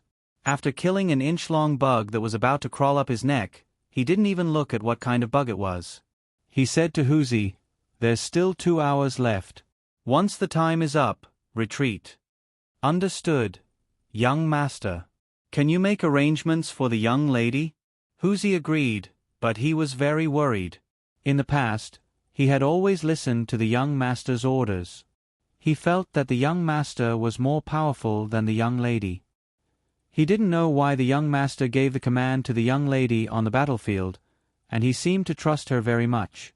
How could Zhang Xiaobao not know what Huzi was thinking? He made a smiling expression and said, "Don't doubt Cuckoo. If she can't do it well, then no one can do it well in my heart. Your tactics were all taught by Cuckoo. I can only teach you psychology. If I were to fight with someone like Cuckoo, I could beat 2 of them. But if I and Cuckoo were to fight 1,000 people each, she could beat 3 of us by herself. Do you understand?" "I understand. Young master is more powerful in normal times. When it comes to war, the young lady is in the leading position." Huzi remembered the situation when he was learning tactics from the young lady, so he nodded and said, It wasn't Huzi's fault. He really hadn't seen the young lady commanding people in battle, and he didn't know to what extent the young lady's art of war was. He also didn't understand what was a major, so how could he know the level of people who had skipped grades and graduated from the Central Military Command Academy in 2100? Zhang Xiaobao said to wait for 2 hours, so he waited for 2 hours. During this time, he found 25 people. When the time was up, Zhang Xiaobao ordered without hesitation, "Retreat, full speed ahead."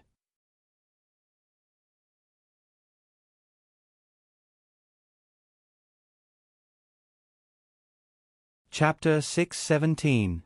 When the fire is extinguished, the pursuers are in a hurry. Deep in the forest, the stove becomes a mystery. Where is the future? In the land of death, the wind blows without intention. Weak water continuously rushes against the embankment. When the time was up, Zhang Xiaobao immediately retreated and led his men to chase after Wang Wan. This young master, there are still people behind. There are still people behind.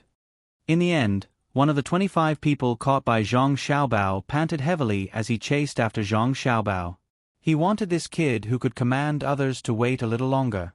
Zhang Xiaobao glanced at him and said, "I know there are still people. Not only are there missing soldiers, but there are also Tibetans chasing after us. I can't mess up the battle plan for a small group of people." 2 hours later. Just 2 hours later. This person still tried to persuade him. He didn't know who this kid was, but he recognized the people who were waiting for them. The embroidered pattern on the chest of their clothes was from the logistics camp in Izhou who had given them supplies along the way. He really didn't know how the people from the logistics camp ran to the front of the group. He just wanted the people from the logistics camp to save as many of his brothers as possible. Zhang Xiaobao closed his eyes and said decisively, No, we can't wait even 15 minutes, let alone 2 hours. 2 hours is enough for tens of thousands of people to occupy the advantageous terrain. If you want to stay, stay by yourself. Don't be a burden to the group. Besides, the order I received was to retreat within 24 hours. Military orders are absolute. Except for the weapons used, throw away all the bronze and iron in the armor. The first 5 camps will spread out to hunt and collect animal hides. The 6th to 11th camps will take turns to carry them. The 12th camp will collect the materials to start the fire. Start the operation. Wang Wan looked up at the sky and gave the order to the messenger. The orders were immediately carried out. Guatu and the others also understood the content of the orders. They had been trying to guess what the logistics camp was thinking, but they found themselves even more confused. Logically speaking, at this time, they should think of a way to escape to a place where the Tibetans couldn't find them and then look for opportunities to do other things. Not only was it slow to carry another person on his back, it would also drain their energy. By the time the Tubo people caught up with them, they would have lost their chance to escape. Furthermore, they were getting further and further away from Jinchuan City. If they didn't go and fight, even if they failed this time, they should still escape to Pengzhou. The most infuriating thing was that they were ordered to throw away all of the armors. As long as there was copper or iron, they were not allowed to leave anything behind. How were they supposed to fight if they encountered the enemy? Money, it was all money. Before this, it wasn't from Wing Province. After discussing with each other for a while without coming to a conclusion, Guatu couldn't help but shout to the person guarding them, "I want to see the person in charge of the logistics camp. I have urgent matters to discuss. You guys won't be able to handle it if you delay." Wang Wan was still studying the military map, hoping to find more inspiration from it to achieve her goals. The knowledge she had learned before could only be used as an aid and could not be used to form a doctrine. In the current situation, there was no opportunity to seek a direct confrontation with the enemy, so she could only rely on the word strange. If only these 12,000 people were the ones that I and Xiao Bao had trained for 3 years, or even 2 years, it would be much easier to use them than now. Wang Wan rubbed her eyes and longingly muttered to herself. When the person came to report that Guatu wanted to see her, she muttered, "What is there to see? What urgent matters? Could it be that he still has heavenly soldiers that he hasn't taken out yet? I want to see the person in your team who really came up with the idea, not a little girl like you." Guatu stared at Wang Wan, who had rushed over in a hurry. Wang Wan curled her lips and said, "I am. Tell me, what is it? Hurry up, don't waste my time." "Okay, then I will tell you. You go back and tell the person who came up with the idea that all of his ideas are bad. If this continues, no one in the entire army will be able to escape. This mission is to attack Jinchuan. Since you have seized the power, you have to follow this plan." Guatu suppressed the anger in his heart and said to Wang Wan word by word. Wang Wan burst out laughing and said, "Forget it, attack Jinchuan. The order you received should be to find a chance to attack Jinchuan. The most important mission is to launch a surprise attack and do your best to anger the Tubo people and burn a large amount of Tubo's autumn harvest grain. Do you think the imperial court is a fool to send 15,000 people to attack Jinchuan? Don't give me orders and ideas. When a general is outside, he can't accept military orders. Your idea is good. You made the team to this point. If you want to be a benevolent and righteous general and not kill people, then you have to bear the consequences of your actions. Stupid, you are playing around with the lives of the soldiers. You, a little girl like you actually dared to, piss me off." Guatu pointed at Wang Wan and his face turned red. "What do you mean? You want to be a general like this? How many exercises have you participated in? How many red and blue army experiences have you had? Do you really think that you are an invincible general just because you won on the sand table?" With 12,000 people defending the mountain, can't you win a victory that raises the morale of the soldiers? Run, you only know how to run. You ran until the soldiers ran out of strength and morale. I know that you want to leave the battlefield first and then find a chance to fight back. The essence of mobile warfare is not to escape, but to mobilize the enemy's superior forces and find a chance to destroy them one by one. When we go back, I suggest that you go to the game room of the flagship store between the clouds and the water in Sanchuan County to learn. Wang Wan was also angry. She and Xiao Bao had spent so much money, but Guotu had wasted it and even wanted to criticize them. Guotu was speechless for a long time. She was not wrong, but other than not killing the civilians, the other aspects were just bad luck. It was not that he was not good at commanding. He had been praised by General Gao, but now he was being scolded by a little girl. The staff at the side had to protect their interests, so he interrupted and said, "Cuckoo, then you have to tell us the purpose of marching like this. What is the use of people carrying people? Are you waiting to defeat the enemy? If I don't tell you, don't think about continuing to participate in the command during the time when your military power was taken away and I safely returned to Yingzhou. I will tell you a little. Who said that carrying people is useless? At least it can exercise the lung capacity a little. It has a little effect, so as to avoid more accidents in the operation the day after tomorrow." After saying this, Wang Wan walked to the place where she was just now. After walking for about 10 steps, she said without looking back, "Stay here obediently. If anyone wants to make trouble, I don't mind killing a few of them to show the monkeys. I believe that the Emperor will not trouble me. If you don't believe me, you can try. I'm so angry, I'm so angry. This little girl is too much. Wait for me to go back, wait for me to go back, I will. Wait for me to go back." Guotu shouted until he couldn't see Wang Wan's figure. Just now he didn't dare to, for he was really afraid that the little girl would kill him. He kept saying that he would wait for him to go back, but he didn't say what he would do when he went back. It seemed that he couldn't do anything. The key was whether he could go back alive. Wang Wan returned to her place and continued to study the tactics. The soldiers who were supposed to hunted, carried people on their backs, and collected flammable things. The morale of the army under Wang Wan's control was not bad at this time. It was not because of her charm. She was a little girl, but she had no charm. The key was her promise. With the financial power of between the clouds and the water as the foundation, she gave the soldiers hope.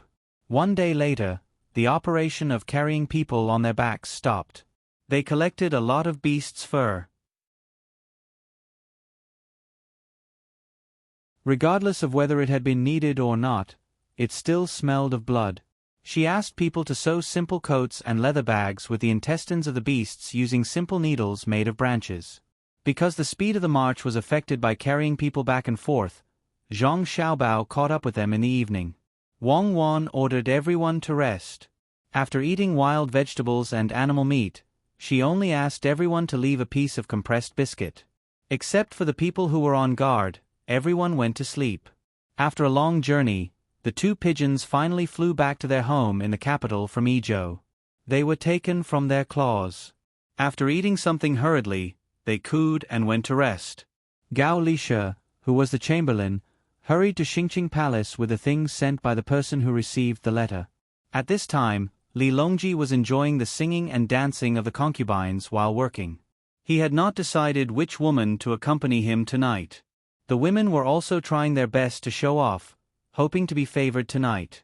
Li Longji, who had just called out "good" twice, saw Gao Lishe's expression and knew that something had happened. He hurriedly dismissed the women and called Gao Lishe over. "Lishe, is there something urgent?" Li Longji looked at Gao Lishe and asked. "Pengzhou's fast horses have not yet arrived. Yizhou's Yao Chong and Bai Shu's flying pigeons arrived first. Guotu could not bear to kill on the way and exposed his tracks. His provisions were robbed.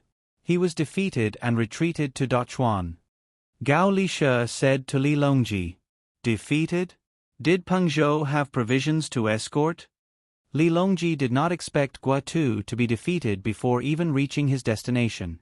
His expression could not help but turn ugly. He then asked about the provisions in Pengzhou. He meant to send people to deliver provisions to Guotu's day.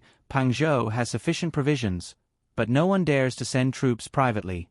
Coincidentally, His Majesty's decree was sent to Pengzhou and received by the logistics camp in Yizhou. They reorganized their troops overnight and left to reinforce. Their whereabouts are unknown. In addition, Zhang Zhong's eldest son, Xiao Bao, and Cuckoo are traveling with the troops to assume command. Gao Lishe's tone changed slightly when he said this. He also liked Zhang Xiaobao and Wang Wan. From Bai Shu and Yao Chong's letters, he often learned about the two little fellows. Not only were they beautiful, but they were also smart and eager to learn. They were filial to their elders and were well educated. They were also good at cooking and often cooked for their family and Bai Shu. Gao Lishe could not have children himself, so he liked other people's children. If possible, he really wanted to make Zhang Xiaobao his own child. When he received the news this time, he could not help but worry about the two little fellows. Li Longji also became nervous and asked, how many people did they bring? The Zhang family's protection team has 56 people, Bai Shu and Yao Chong's combined protection team has 100 people, Prince Tang and's protection team has 200 people, and the rest are ordinary people escorting provisions. This trip is very dangerous. Gao Lishe replied. That was all that was mentioned in the letter he received. Li Longji also knew that it was dangerous. What could 300 people do? He could not help but complain to Gao Lishe, why are the Zhang family so stupid? Look at other families. Which family doesn't have a large number of guards? They make a lot of money. When it's time to use people, they have 56.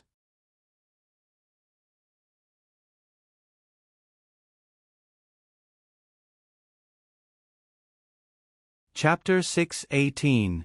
Li Longji's plan was to first send troops over to launch a surprise attack and then burn a portion of the grain that was about to be harvested in autumn.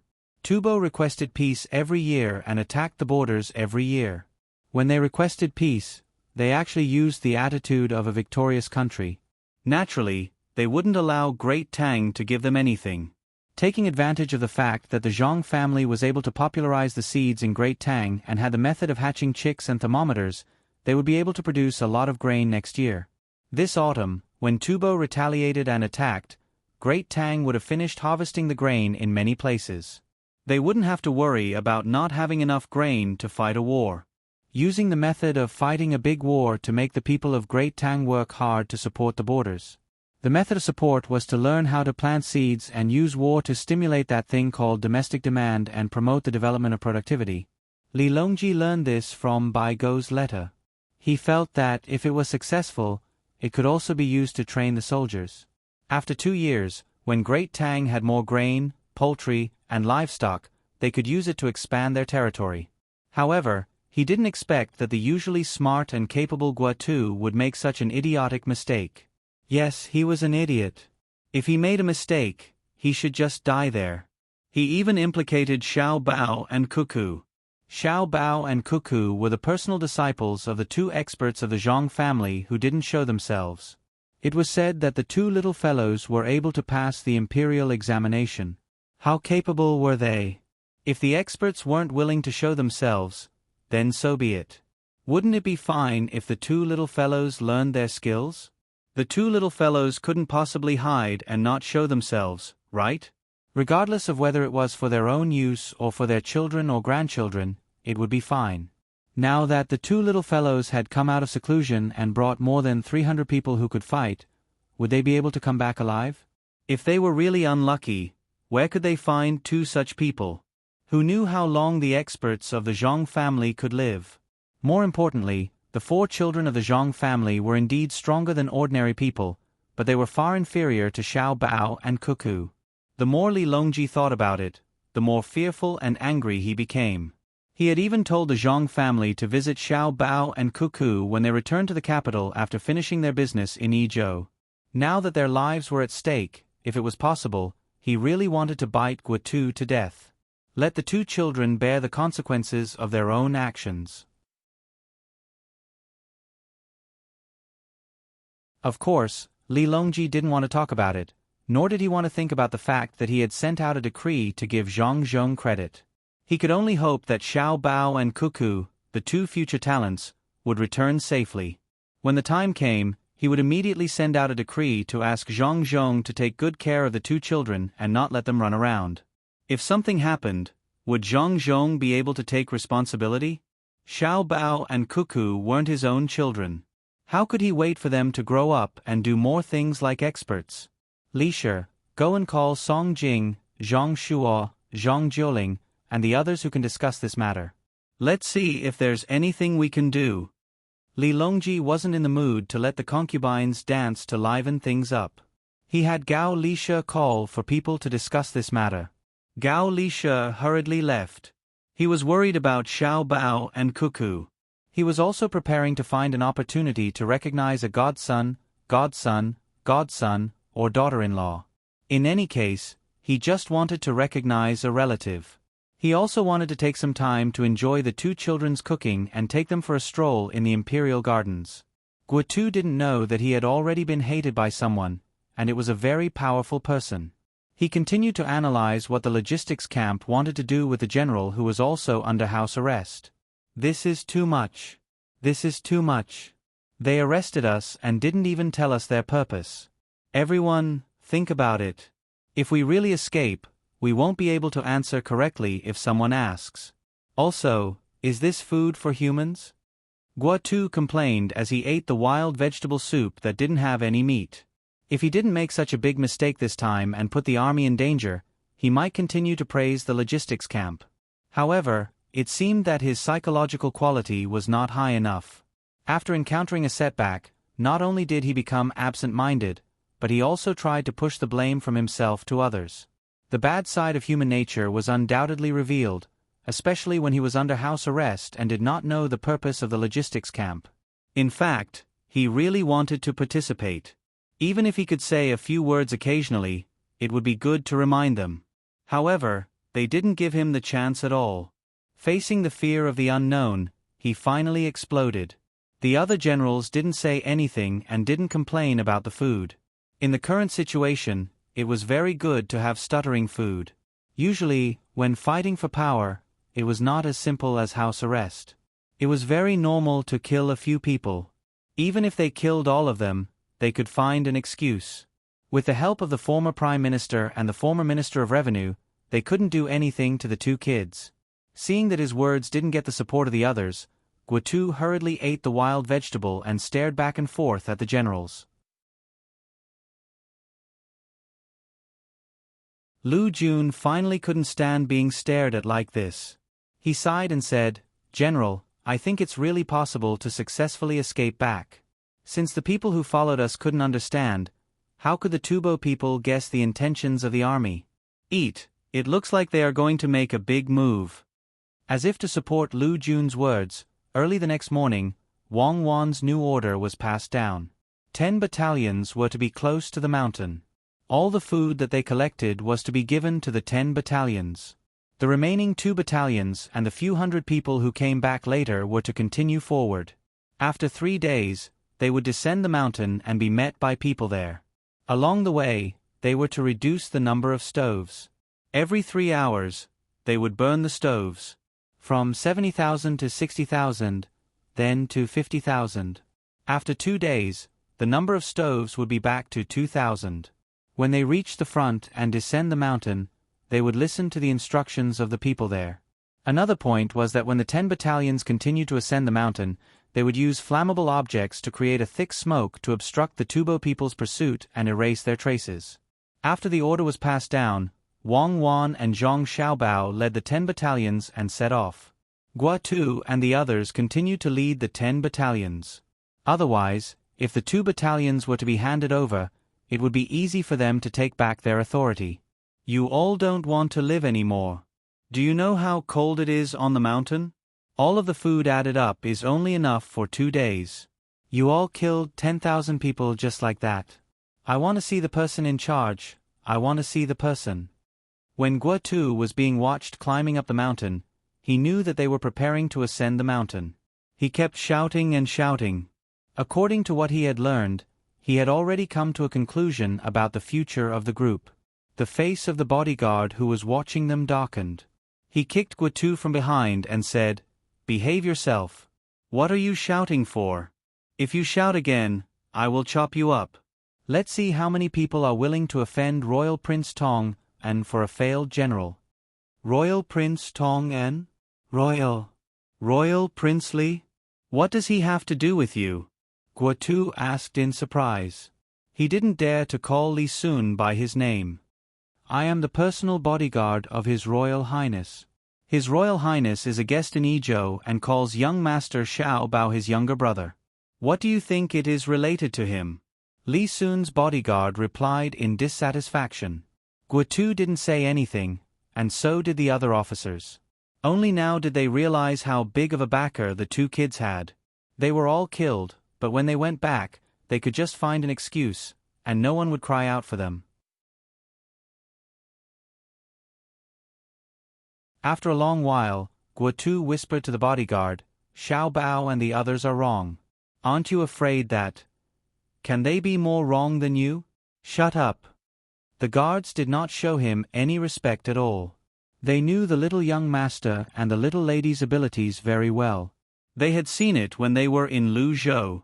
Then, they went to Shu province and then to Pang province. They learned from the two of them along the way. There were many tactical ideas that they had never thought of before they met the young master and the young lady. They were very good at analyzing human nature and terrain in various situations. However, they were not done yet. It seemed like there was more to come. Would such people make an unwise decision? After Zhang Xiaobao and Wang Wan led 10 battalions up the mountain with more than 10,000 men, the 2 battalions below started to light the fire. Thick smoke drifted with the wind. It was only because of the wind today that Wang Wan made the decision. Otherwise, they would have to continue waiting. After the smoke was released, the 2 battalions cleaned up all the traces as much as possible. Then, they started to rush forward. 3 days later, they would go down the mountain and see if there were any reinforcements.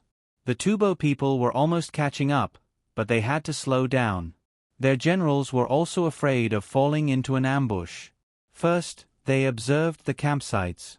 Day by day, they increased the number of campsites. They could not figure out what was going on. Could it be that reinforcements had arrived? Then they should be fighting with them. They only increased the number of campsites but did not fight. Were they trying to set up an ambush? There was no need to be afraid. They just had to be careful. It was easy to mobilize troops in their own territory. However, the problem was that from the footprints left behind, the number of people was not fixed. Sometimes, there were more than 10,000 people. Sometimes, there were more than 1,000 people. Sometimes, there were more than 6,000 people. When there were fewer people, what did the people do? Did reinforcements come and follow them for a while and then hide? Or did the people in the army make some arrangements? There must be something wrong with increasing the number of people. As the saying goes, all is fair in war. To chase or not to chase, they had to wait for the reinforcements. Hiss. This was not easy to handle. Tatatatu was the leader of the 10,000 men in the headquarters. This time, he led 20,000 men. If it was in the past, he could have more men. He had 2 Yuhuan's men to help him. Now that he had no more men, he could only use his own men to fight. He thought of himself as a capable general. He was literate and had read a few military books. Usually, he led his own men to guard the front line of Jinchuan. He felt that he knew a lot about war, especially all kinds of strategies. He had memorized them. When he saw the situation in front of him, the first thing that came to his mind was that all is fair in war. As the saying goes, what is true is false, and what is false is true. However, he could not tell whether the other party was lying or not. If they wanted to lure the enemy by reducing the number of campsites, they should not have set up so many campsites. If they wanted to increase the number of campsites to scare the enemy, they should not have left behind footprints. From the footprints, there were at least 10,000 people. Sometimes, there were even fewer. Increasing the number of campsites when there were fewer people? Did they think that he could not tell, or were they doing it on purpose? This was troublesome. According to the scouts in Pangzhou, the general who came this time was a person called Gua Tuesday. He had never heard of this name before. Could he be a wise general of Tang? At this moment, there were only 5,000 people chasing in front of the headquarters. Should they chase quickly or be careful and slow? Should they send out all the scouts to increase the distance, or should they just charge forward without thinking? You're tuning in to the Narrate and Escape YouTube channel. Don't forget to subscribe and join us on this journey to catch the most captivating stories.